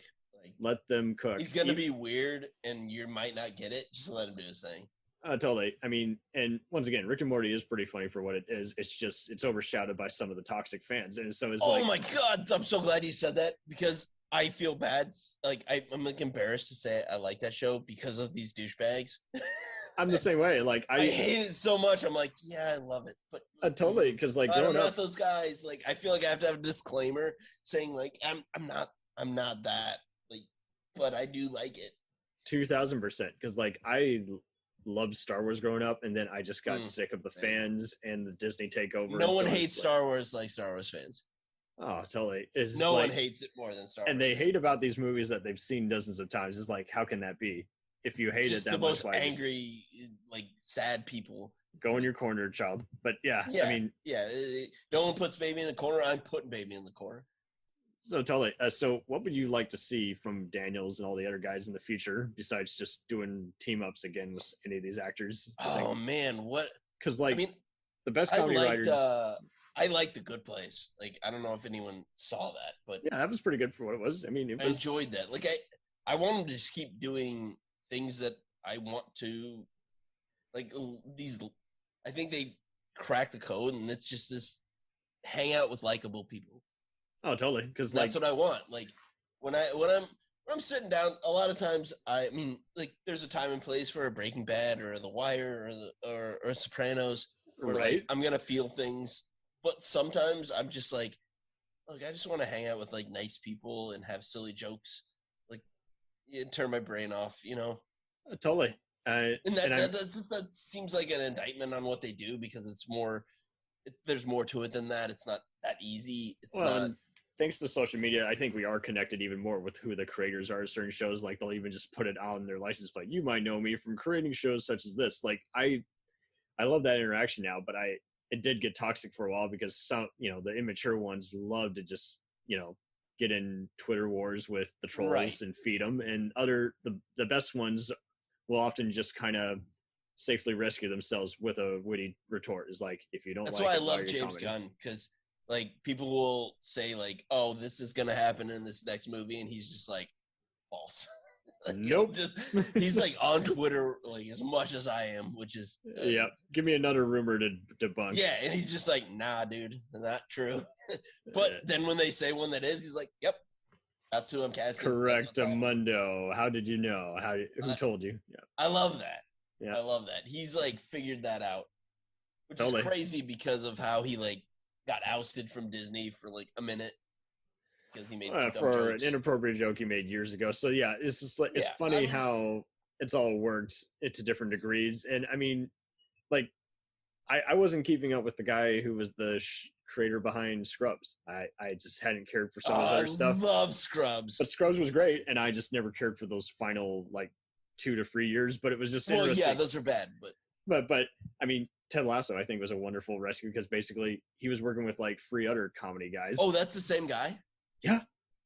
Even wow, I didn't know that. Some of the same writers and everything. So yeah, I mean that makes a lot of sense. There's a big through similar, yeah. Two. And I mean, I never thought about that. That's awesome. Zach Braff even directed a bunch of episodes, but yeah, it's interesting because it's like that. I mean, they were working with not only with an SNL alum, but just a bunch of other British comedians. So I think it was just unlikely, but just wonderful pairing. And I thought it was interesting how, you know, it all came together because they were just doing some spoofs like in between actual sports casting and then decided, well, let's lease it to Warner Brothers through a NBC permit and just take it off. And I think Apple was brilliant because they pretty much have gone for a lot of that. Let's go for some unusual drama or comedy. And that's our bread and butter. They're like, let's throw Reese Witherspoon and Jennifer Aniston in the show, or let's throw Tom Hanks with a robot dog. I'm so glad you mentioned that because, like, what's it called? Not broadcast news. Not newsroom. It's called, I know what you're talking about. I don't know the name of it either. I've never seen it. I have Apple Plus. I don't. I know what you're talking about. I've really been impressed by Apple Plus because they came out at the worst possible time, and I think they quickly learned just. Did you see the Mac from Always Sunny? Did the show? Yes. Mythic Quest. Yes, that is so good. So wonderful, and same kind of deal. It's so good because you think it's gonna be like this. I mean, it's silly. It's a silly comedy, but there is so much more like emotion and heart in that show, especially in the second season. Like they just, oh my god, they like bring Jake Johnson in and do like a flashback episode for like no reason. That was great too because like it's unbelievable. It's so much. This is the thing. It's so much better than it should be or needs to be. Oh, totally, because they're making fun of gaming, and I mean, they're making fun of stuff I've heard in actual newspapers. And it's like Activision, how it's pissed off its fans, and it's like people who are brilliant don't know they're brilliant, and people who are talented don't know how to be people, and so it's like it's making fun of that. It's like when you're a genius, like you don't have social skills. Like my aunt is like a card-carrying member of Mensa. And like having a conversation with her is difficult. Oh dear, I'm sorry. Like they just like they're. I'm the only one in my family who likes her. Everyone else is like just frustrated by her. I'm like, I get it. Like she just doesn't. She doesn't know. Like just work with me here. That. Like her brain is operating on another plane that we should all be happy to be on, and we're not on it. We don't get it. Well, and I'm glad you brought that up because I mean I think that's why these guys are good at these various shows. They're used to being on different planes. Right. So I don't think Steve Carell would have been a shady, awful boss in straight face mode on the morning show for Apple had he not been in the office. Or and he and Daniels definitely would have done Space Force either without that. So I mean, I kind of liked Space Force. No, it's fine. It wasn't good, but it was insanely watchable. I hope season 2 can improve. I think that'll. I can't believe that's coming back. Like everyone just like made fun of it, but again, there was more heart in that show too. Like that I wasn't expecting. Like I was disappointed, but I didn't think it was awful. That's the difference. So like I was let down, but I thought, okay, but it can improve. So better luck next time. I'm still, I'm not gonna. There was just another layer there that I wasn't ready for. Well, and that's what like Mythic Quest did. It's like I thought this was just gonna be Mac from Always Sunny, just like fucking about. And he is Mac from Always Sunny, but there was in Rickety Cricket. It's in it too. Oh Well, and they were the right kind, I think, to make fun of gamers because they've only been making fun of all the douchebags they knew in Philadelphia. So I was just like, yeah, I mean, Always Sunny is possibly my favorite show of all time. there you go. I get because It's just those so guys good. again, same kind of deal. Just wing it. Just do a micro budget. Do the Yes. documentary style. And Have you I ever think that's seen just- their like pilot episode that like they sold to FX? I think I did, and it was just like, True. and that's just it. It's I mean, still great. Somehow yeah, it's like they're filming it on like before you had like handheld cameras. yeah, just You video. know, like when you had and- like the VHS tape in it, and it was like this big monstrosity.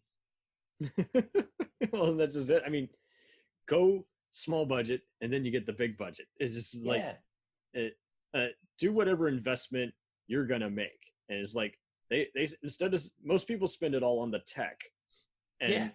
it's like now, especially enough where everyone's filming stuff on their phones, is like just keep yeah. the I mean, tech I have simple. like an iPhone that captures like 7K like resolution. Like I could film a movie on my phone, which is fucking insane.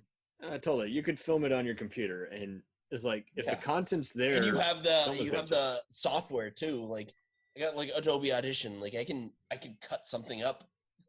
Like I have a whole Adobe suite. Like I can cut things up like a professional did. I don't because I don't know how to use it, but I have it. Like oh, that's totally. it's out and- there for everybody. I mean I use Audition. I don't use the video one. Well, no, Adobe definitely earns its keep, and I mean, regardless of their questionable plans that auto renew. But yeah, that's a different story. But I mean, Yeah. I Well, the I fact feel that they gave away their script writing software really pisses me off. yeah, it's pretty bad. But I need a good script writing software, and I don't want to buy Final Act. I still have the bootleg version of Celtax that before Oh, they good updated on it. you. See, I got the suite before they had after they had nixed that. There you go. It's just like because I got things to write. oh, totally. And script writing should not be a hard thing. It should be pretty easy to get some kind of format where it's all said and done, and then you just Right. gotta print it. I don't want and- to spend $200 a year on first or final draft. Or Totally. The only money you should spend is on printing it. That's it. And so yeah, absolutely. I go to FedEx, Kinko's, and print that shit out. there you go. So and that's the other thing too. I think everyone again, I they were talking about how Office like soared through on Netflix. Like people just it's comfort food now. And Yeah, who could have predicted that? And I think all these guys have instantly realized that the show they're on that they're best known for is also part of their brand. So like Yeah. Craig Robinson tried a bunch of sitcoms. He'll always have loyalists I from love The Craig Office. Robinson. Oh, He was totally. so good in This Is the End. That was ballsy too, as like to make fun of yourself, play a fictional version of yourself saying all this inappropriate stuff in Yeah. an apocalyptic future. That's a fun premise. And then I mean Mindy Kaling, I don't think Mindy's show would have worked, had everyone not known, her from Office. And I mentioned Angie Tribeca, that was Rashida Jones, from Parks and Rec and Office, just doing another kind of mocking show. And as same thing with all these other guys we've mentioned. I mean, Rainn Wilson, I'm never not expecting him to play an uncanny character. He's kind of made that Watch his bread and butter. Super, man. You'll like Well, Super. Super was good, but like Have you seen that? yes, I have. But like Okay. Evil Kevin Bacon. But yeah, I mean Backstrom. He was on this show called Backstrom, which was basically his version of Yes. House Meets Bones, and a lot of people didn't like it. And I'm sorry, I'm not familiar with the original show, but I dug it. I saw every episodes, and it wrapped up nicely after 13. And I can't. If it's worth my time, it's worth my time. But yeah, it's just like you were mentioning all these Always Sunny and Psych guys. I mean, already like James Roday is doing drama with occasional dark comedy on A Million Little Things, but I think he got that because again, Psych was just so influential, and at times he does pay tribute to it. Like he'll joke, "I want to become a psychic" at one point. This is like that's a fun breaking the fourth wall kind of way to do it. And It's he's even. authenticity, man. Like that's it. It's always And it. I actually kind of wish more people would kind of do the Psych approach. It's like just do, or even Community is like do, 5 to 8 years and then just do occasional reunion movies or shorts on the internet, something, just instead of let's do another season, but against all free will, but Right. we're coming back just for the money, or it's a lousy reunion movie that just doesn't have any interest. It's just an extended Yeah, no episode. teeth to it. Yeah. Yeah, or it's just a movie, but it's barely a movie. Like it just has 2 gags, and the rest is just, hey, we're all getting back together. It's like, no, stop, Right. no, fuck that, don't do that. I mean, that's why the Curb Your Enthusiasm version of their like reunion show, that was the best way you could have done that for the Seinfeld, like the coming back. It You had could to never be, do man. actually, like if you actually did Seinfeld like a reunion show, it'd suck. Totally. They did it within the parameters of Curb, and it was so good. Like they got everybody back, they dressed everything. It was fantastic. Oh, totally. And I mean, there had been so much other melodrama before then. I mean, but that's another example too. I mean, I can kind of see why everyone went where they went. Like Julia Louis-Dreyfus was good on Veep. Yeah, and it's because like, she's a superstar. Like she's a total superstar. She had done So SNL. Jason Alexander, for that matter. Like those are both yeah. like they're almost like she broke out of that, but Jason Alexander is a good actor. Yeah, he can be, and he's. I mean, we won't touch on the other guy, but Well, no, Richards kind of was and that's just it. Like you look at his earlier shows where he had recurring or guest spots on, like St. Elsewhere, is like he could only play Kramer, so it made sense. It's like, right, he's good at physical comedy. In honestly, like he's top tier. He's up there almost with Jim Carrey. Like his physical comedy is off the charts. I told But it. he also, Unlike had a Jim, racist he tirade, can't so- offer a different persona. Yeah, and his yeah, personal I scandal. don't need. But they also touched on that in the Curb episode. Something's ironic when it's a better apology than the one he offered on Letterman. Right. Oh my god, I watched that. I was about to go say that. I did too, and I was watched just like, that live, and I remember Seinfeld was on, and they had like him on like it was barely an video. apology. It's like, no. And like the crowd's like laughing because they didn't, because this is before internet and everything. So I assume the crowd didn't even know that he did what he did. And like they're laughing when he's trying to be serious, and Seinfeld's just like, "Hey, stop!" Yeah, It was so uncomfortable, fucked up. it was bad, and it I definitely watched that reminded. live because I only had like 5 channels growing up. I only had Totally. It ABC, reminded me. NBC, CBS, and Fox, and PBS. It reminded me when of certain comedians who would come on Colin Quinn and Louis Black's various shows and spout conspiracies, and the audience would laugh, and they would just like, "I'm being legit." Yeah, he was Okay. trying to be serious, and it just didn't work. And it, what can you do? I mean, I think a I actually comedian. do weirdly feel bad for him. Like what he said is fucked up and wrong and everything, but like it's clearly broken him.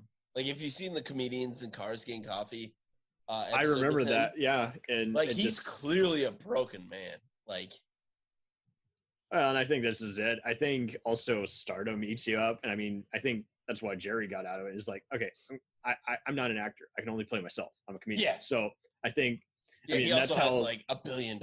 Like Oh, totally. like he doesn't have to do shit. and that's why it just made me guffaw that he and the Curb Your Enthusiasm and even Mystery Science Theater guys are all best friends. They're that same kind of mentality. We're not actors. We're Oh yeah, comedians. he had one of the main Mystery Science guys. Joel on. Hudson That was his friend. Oh, Joel, yeah, that was such a good. And Joel was the episode. same thing. Like when MST Free K was about to go to the movies, he had already left a year before. He's like, no, fuck that. I don't want this to become Star Trek. I want this to be a comedy show, not a franchise. Not. I loved Mystery Science. I used to go over to my friends because I didn't have cable or anything. So I used to go over to my friend's house and spend the night on Friday night, and then Saturday morning on Sci-Fi. And people still to this 8 in the day- morning we'd get Mystery Science Theater, and we'd wake up and watch it, and that was like the only reason for doing it. And isn't it so ironic? People are still like putting it on, and they'll go to sleep to it. Like I Mitchell- commonly encounter fans who say that they'll put on Netflix or whatever channel it's on, or even YouTube, and just play an episode, and they'll go to sleep because it was often a midnight show, like you say. Yeah, it was never on. Like no network understood what they had. They didn't. actually understand what was going It was on. Adult or, like, Swim, the I think, point of before a it. thing. You know, Just the Mitchell. Mitchell. So That's I my mean, favorite. I fucking love it. no, I mean everything comes in form. So like, if you didn't have that, I don't think you'd have Adult Swim where it is now. I don't think any of Oh, these yeah. other shows would exist without. Adult Swim is a perfect example of like this shouldn't exist. Shouldn't exist. There's It was, no reason Adult Swim should exist. Like we get like Too Many Cooks. We get like all these weird like Robot Chicken. I mean, like, But that's what I love it what when the even is studio this?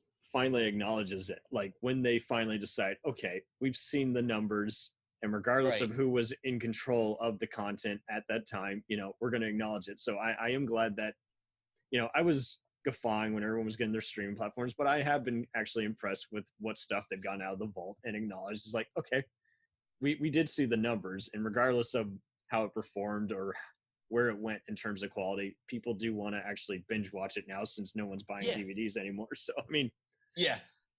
Oh man, I actually I was walking out of my apartment and there were like people will leave like things like for everyone, like they just like leave them out there, like anyone can take it. oh There was no, a stack of DVDs. I wish I would have taken a picture of it. what did you get? I looked Did you at get it any? really quick. I saw a couple movies. One of them was Borat. One of them, like, it was. I wish I would have taken a picture of that. I would see that stuff in the apartment complex all the time. When I would go to a friend's house, it's like, wow, you want to burn that? Take that to the landfill? Come on, dude. Yeah. Well, I got like this bar cart that I remember walking my dog and this guy like brought it down and I like opened the door for him. And he's like, no, it's staying here. And I'm like, as I'm walking my dog, I'm like, I want to steal that. Right. And when I came back, there was a sign on it saying, please take me. I was like, fuck Oh, yeah. wow. 'Cause I was contemplating. I'm not a thief. I'm not usually a bad person. Like I wouldn't have done it, but I wanted to do it. Oh, totally. Because I had been looking up like bar carts and it was exactly what I wanted. I'm like, this is like $200. I'm like, I kind of want to steal this. Oh, totally. Go for it. If no one else Yeah, is going to it's here baby now. it, I have it. Yeah, great. Don't leave baby in the corner. That's right. So I am really even more impressed how NBC has finally acknowledged Office, and I mean they always kind of acknowledged Parks and Rec. They would do a lot of heavy promotion, but they never did that much heavy promotion of Office. But fortunately, they are now they have extended episodes you can play as part of being a Peacock member. Like that's Yep, the first 4 seasons are like this extended thing. I just recently watched that. I'm glad they did that because they would ask the actors. Fun, like, right? Yeah, they're like, I saw that. I don't recall that scene being when it aired or when I bought the DVD. I'm like, yeah, because it wasn't. It's a part of the extension. It's part of the plan. It's like, Yeah. I signed up for Peacock just because of that, and I hate myself for it. But also they have MacGruber. I don't know if you watch that. I There's a haven't yet, series but of MacGruber. how does it compare to the movie? Do you think it works better as a show? It's exactly the movie. I mean, if you didn't like the movie, you're not gonna like this. I but was if you just kind of liked it- whatever on it. I thought it's fine. I thought it worked better as an SNL skit, but Again, it's 100% like we had this thing we want to do. No notes. This is ridiculous. It's stupid. It's they silly. even changed the boss. I noticed it's Doug Powers Booth. It's because he's died long ago, but it's Lawrence Fishburne. Yeah, Fishburne's in it. It's so. How does he do? I it? Like, really enjoy it. I'm like halfway through the season. I mean, again, if you didn't like it, you're not gonna like it. But it is 100%. I mean, I'd be down if I was probably in a comedy mood. I mean, how do you think You it can't ranks? watch a lot in a row because you're just like, this is too much.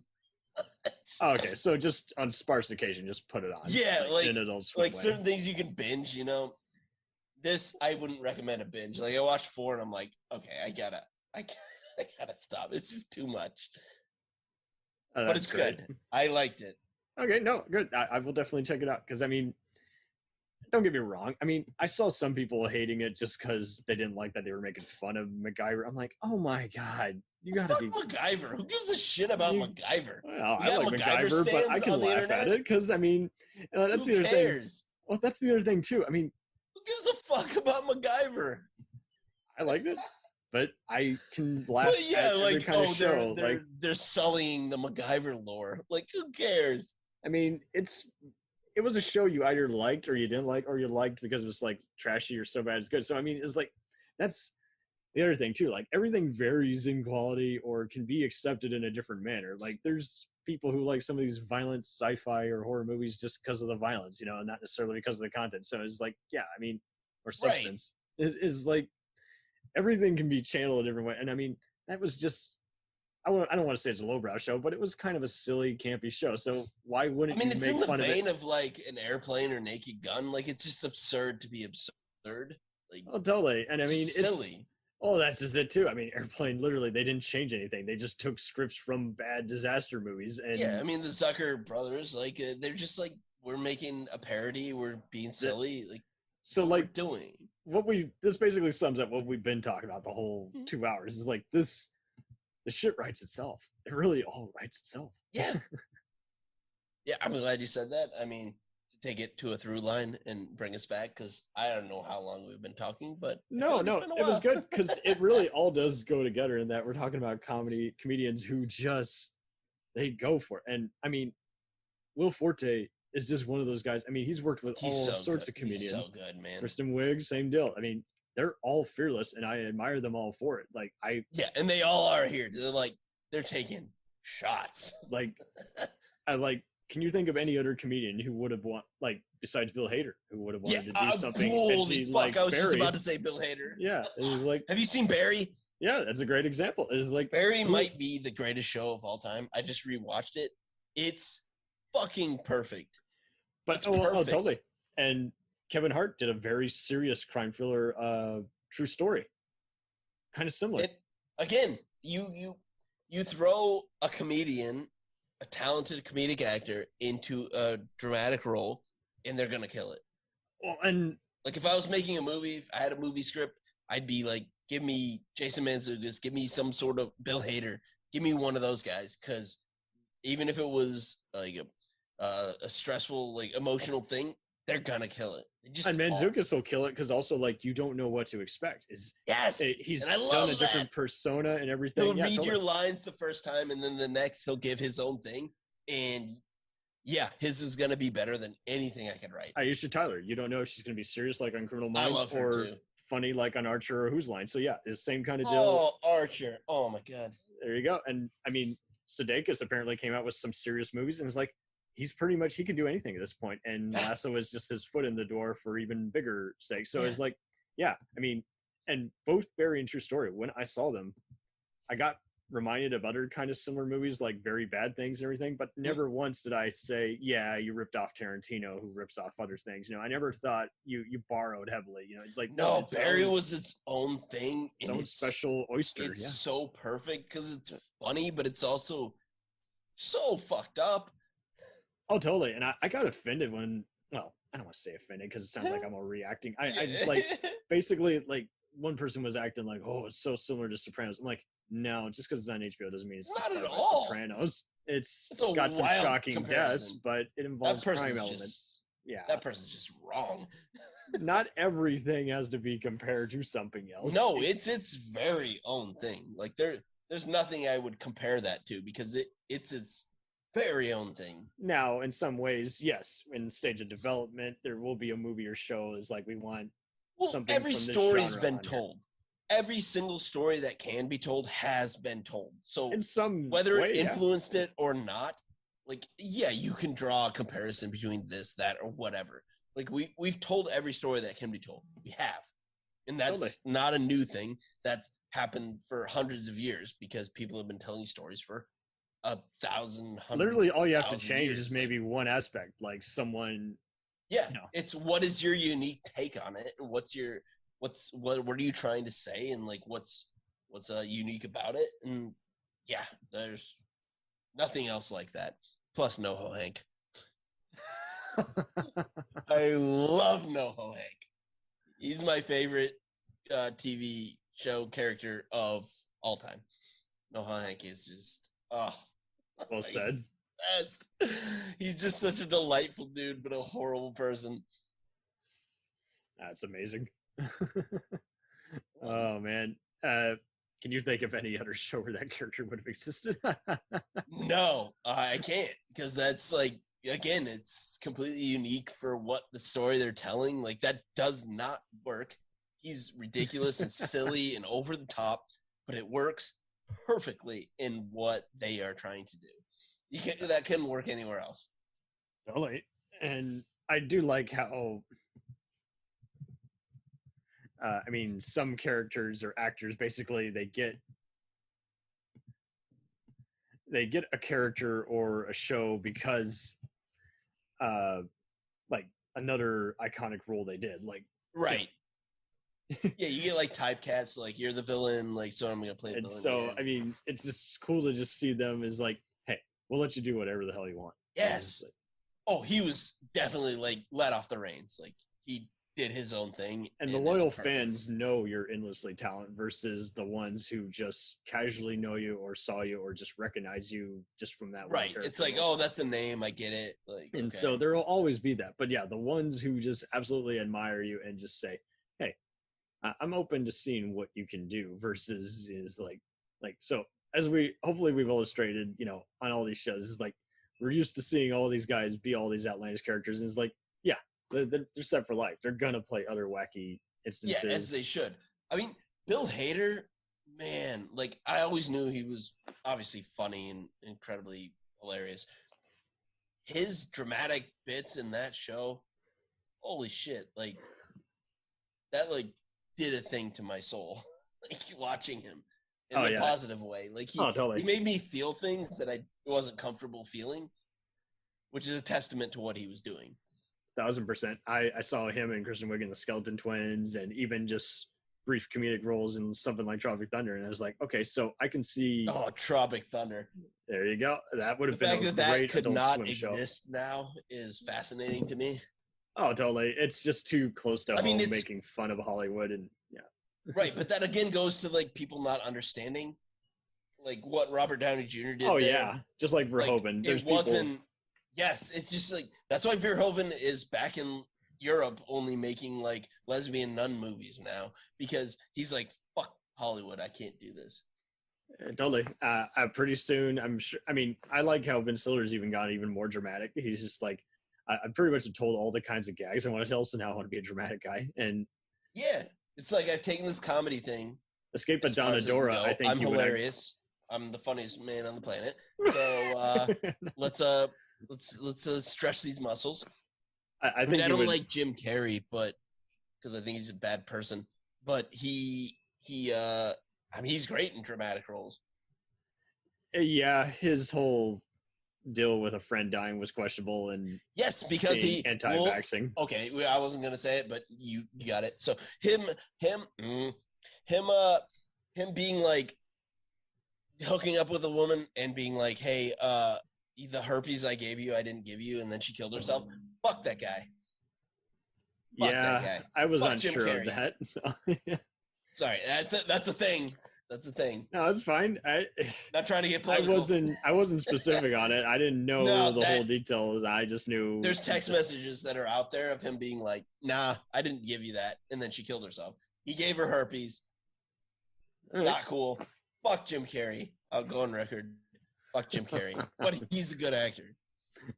Well, and I've had to do it with so many filmmakers too, where it's just like, hey, Roman Polanski, you're a piece of shit, but damn it, can you do a Right. good movie? I can segment those two things. Like, you're talented at this, but The I fact hate that you keep wanting to break through, your Yeah, agent but or your lawyer keeps trying to say, hey, can you take me off the no right to fly in the U.S. yeah, the no-fly list. Like, no, that's not coming off. You know what you did. You fled. No, you piece of shit. You should have just done the jail sentence and then. Yeah, you should have just kept making movies and not be a scumbag piece of shit. It's not that hard. Right. That goes back to what we were talking about. Was like, if you want to break into this industry, you need to have like a sliver of talent, and then not be a piece of shit scumbag that people want to hang out with, and you'll keep Totally. getting work. You keep Don't getting go work. low. Don't I've been go low. offered multiple like PA jobs on like directors that I've met, and like everything, like, because I'm not a dickhead. They're There like, you go. okay, I can hang out with you for 14 hours a day. I can manage. I you. have I no can be with you." experience in this, but they're like, yeah, you seem to work hard and you are not a dickhead. And we like that. Yeah, because why would you want to be around someone who's a piece of shit? You'd be surprised. Some people just they don't know, or they feel like, oh, if I say no, they'll shun me. It's just like, Well, a no, lot of it it's not is worth the like- trouble. Once you get that element of talent, like where you're just like a blockbuster name that like drives a movie or money, whatever, then they'll always deal money. with it until they don't have to. You see stars like that all the time where they're the biggest person on the planet, and then it's just like, and then they fall off, and everyone's like, "Fuck you," because I don't want to deal with you. Until they, and everyone's so surprised. What? I never knew. It's like, yeah, because they kept it hidden. Because then they know Yeah, you wouldn't go Because see they're it. a dickhead. The truth hurts sometimes. So yeah. Does. Luckily, I've never been called a dickhead. Oh, does it? Does it hurt? Does it hurt? No. So thank you, Josh, for being on here. This has been an absolute Yeah, this delight. was fun. I don't even know how long we went, or It even was a- what we talked about. It was but a this great is- 2 hours talking about basically the influence of 2 mockumentary shows and how they contrast with the other shows. Well, thanks for having me. This So- is a blast, man. So I'll let you plug it real fast because I gotta leave and go to another meeting. Hell yeah. You can find us at actionmoviebookclub.com, where I write some movie reviews, blogs, whatever shows are up there. Tell. We're on Action Movie Book Club on Instagram and Action Movie BC on Twitter. We're doing all sorts of things. We do a weekly show every Monday. It comes out. We do a movie. Come see it. We also do our good boy Aaron, who's this Irish dude who's the fucking best. Aaron, Aran. He does. He's a pretty good YouTube channel. He and a podcast called First Class Horror. We go on his weekly. We do every Tuesday. We do a live stream of a movie, and it's usually one that makes me uncomfortable. Like we've watched like Martyrs. We've watched like House of Thousand. Like everything that I hate. Everything that's morbid or torture porn. Basically Yeah, like I don't like horror movies or torture porn stuff, but it's the same way. I believe it's I know funny horror to fans who see hate me that react terminology, to it. and it's just like, well, so then he better show you a Serbian film or something else. Yeah, I mean we've watched some things that we watched all the Hostels, like Oh God, yeah, just kill me now. like we've gone through movies that I said I'd never ever watch, but I mean Can't it I just be believe fun it's funny. stuff like Warlock or Wishmaster, you know? Yeah, I believe it's funny to watch me be uncomfortable. So I will Yeah. agree to these things. We just did like Kremlins 2. We did End of Days. The next one, Nice. the next one coming up this next Tuesday is Deep Rising, which I love. Ooh, okay. It's a movie I talk about way more than ever should be. I will keep a lookout for that episode. Action Movie Book Club. Okay. Yeah, come find us. We have fun. Too much. Thanks fun. for having me, by the way. You absolutely. I will get you on the Space Above and Beyond episode. Oh, I would love that. I keep trying to find where I can watch it again. I can't find it. There's some YouTube episodes, but some of them seem dubbed. Yes, so, but they're yeah. like cut off, and you can't. There's only like a few of them. Like you can't watch like the pilot on YouTube. Yeah, I'm I- so glad I got the DVDs because I'm just like, yeah, it's not coming on Yes! streaming until And they March, don't 'cause produce the DVDs anymore. Oh, you have them? Oh, you son of a bitch. I'll give them to you when I'm done. Oh, please do. Rewatching them, I'll send yeah. them back. That's fine. I I want that so badly. USOP, Let's- I need it more than let's- you. Oh my god, I love that show so much. West was my guy. That's why I love the main actor, James Morrison. Is like he's on 24. He's like, Oh, good. Oh yeah, he was. He was like, oh, Bill, Chloe, Jack. yeah. Oh, I used to go to space above. I'm the commander. All right. I'm in charge. All right. So that's Listen enough to what I said. nostalgia, you all. Too much Oh fun. fuck yeah! I will absolutely come back for that. And we gotta have you on for an actual movie Okay. I'm sure. of your choice, by the way. Ooh. I don't want to subject it to something you hate or might No, possibly. but it's best if I hate it. Ah, It's in an action movie slant, if you can. I mean, We got a guy named Emmy who's in the new Roland Emmerich movie Moonfall coming on soon. oh, there you And go. I will I suffer with that with you for sure. Here's something I probably shouldn't say, but I had like a critic screening for it. I saw it like a week or two ago, and I left halfway through. I can't blame you. I mean, it was so bad. You can only I take have so a much thing dumb with Roland stuff. Emmerich too. Like, I love him, I can but understand hate him. Independence Day and even Michael Bay stuff, but yeah, then when it gets down to, it's not even, again, we were talking about jokes that you tell too long. That's basically, it's just not even funny anymore. He's not in on the joke. The reason I'm glad you said Michael Bay, because the reason I detest both of them is because they think they're like Spielberg or like something that they're not. Like if they just were like, I'm U-Bowl and I'm making schlock, I'd be like, cool. U-Ball didn't think he was making schlock, I know, but he did. That was actually really mean of me. I should have said that. But I know what you mean. U-Bowl is the worst fucking hero. Michael Bay, I kind of just like just because he doesn't care.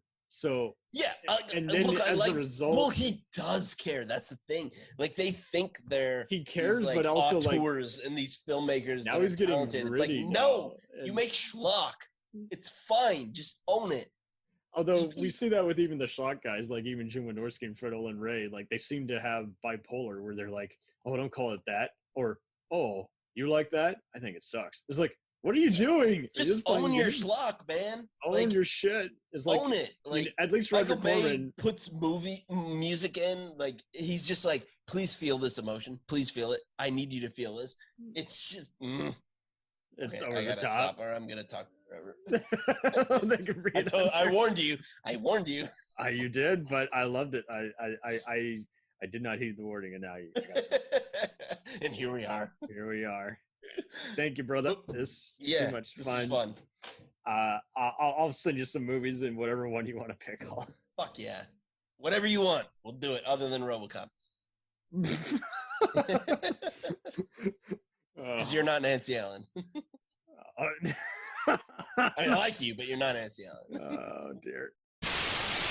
We'll return after these messages. Hey, feeling down? Feeling low? Not enough podcasts about movies in your life? Why not try They must be destroyed on sight. the new Podcast Cure-All? Sure to get you right with the world and on a path to better living. We have exploitation, we have Italian horror, we have zombies, we have slashers, we have crime films, we have spaghetti westerns, we even have sci-fi and sex comedies. So take a dose of They must be destroyed on sight.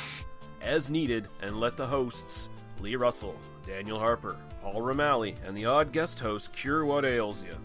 Warning, may cause atrophy, African consumption, black fever, bone shave, chin cough, colic, cramp colic, dropsy of the brain, elephantitis, grocer's itch, jaundice, mania, miasma, mortification, palsy, Pott's disease, rheumatism, scurvy, St. Anthony's fire, summer complaint, and worm fit in some people. Consult a physician before listening.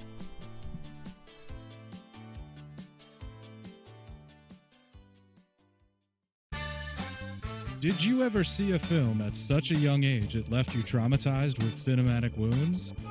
Necrophilia. It's a dead issue, man. Don't push it. Cinema Psyops is a weekly podcast documenting an ongoing experiment on the mind of an unwilling test subject. No one should have to watch this movie. Oh, no one should have to watch this? No one should have to watch this movie. Surprisingly, it's not a topic that a lot of people really want to tackle. I'm shocked, prudes. I know, really. Right? It's the next sexual frontier that no one wants to explore. I am, in the most sincerest of senses, disappointed in you. It takes a powerful goddess like Connie, jam her arm down the monster's throat and kill it. Oh, I'm still tripping out over that. Even as a kid, I was like, I gotta find a girl like that. Every week, I get a new look of disappointment that I never thought I could get out of her. Unimaginable. At 12 years old, you should not be watching this movie. Obviously. At 13, you should not be. 14, you shouldn't be. I'm not entirely sure even 17-year-olds should be watching this. Just because you're offended by something doesn't mean that you have the right to demand that it doesn't exist. Watching this film again, I had all of this like little nerd glee with everything that kept little popping history all popping up absolutely. at you. So I totally loved this film. Hey, I know why you couldn't see that. It's because your brain's warped from watching this shit at 12 years old. Yeah, this is a rough movie. I told you ahead of time when we were getting ready to do it that it was How going to be a could you rough watch one. this shit at 12? Because physical wounds heal, cinematic ones don't. Listen to Cinema Psyops.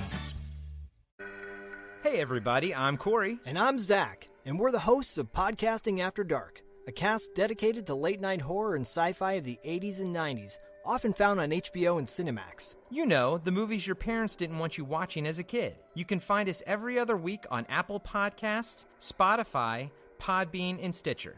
This is what you want. This is what you get. It's time, let's check our queue, baby. Pair it with a couple brews, baby. We love good movies. We love the bad ones too. So we watch them all and pass their lessons on to you. Oh yeah.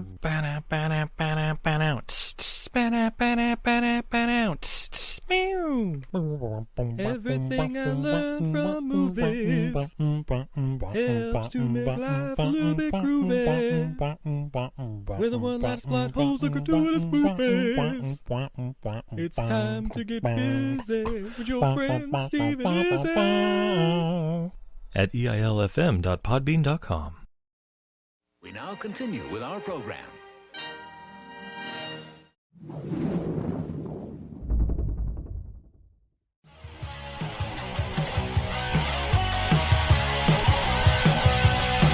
Follow us on the web on Facebook, Twitter, and Instagram. The podcast is available on Podbean, Spotify, iHeartRadio, Anchor, Apple, and anywhere else podcasts are available. Feel free to review our show and leave comments on any of those sites. Thanks a million for listening. It's a jacked up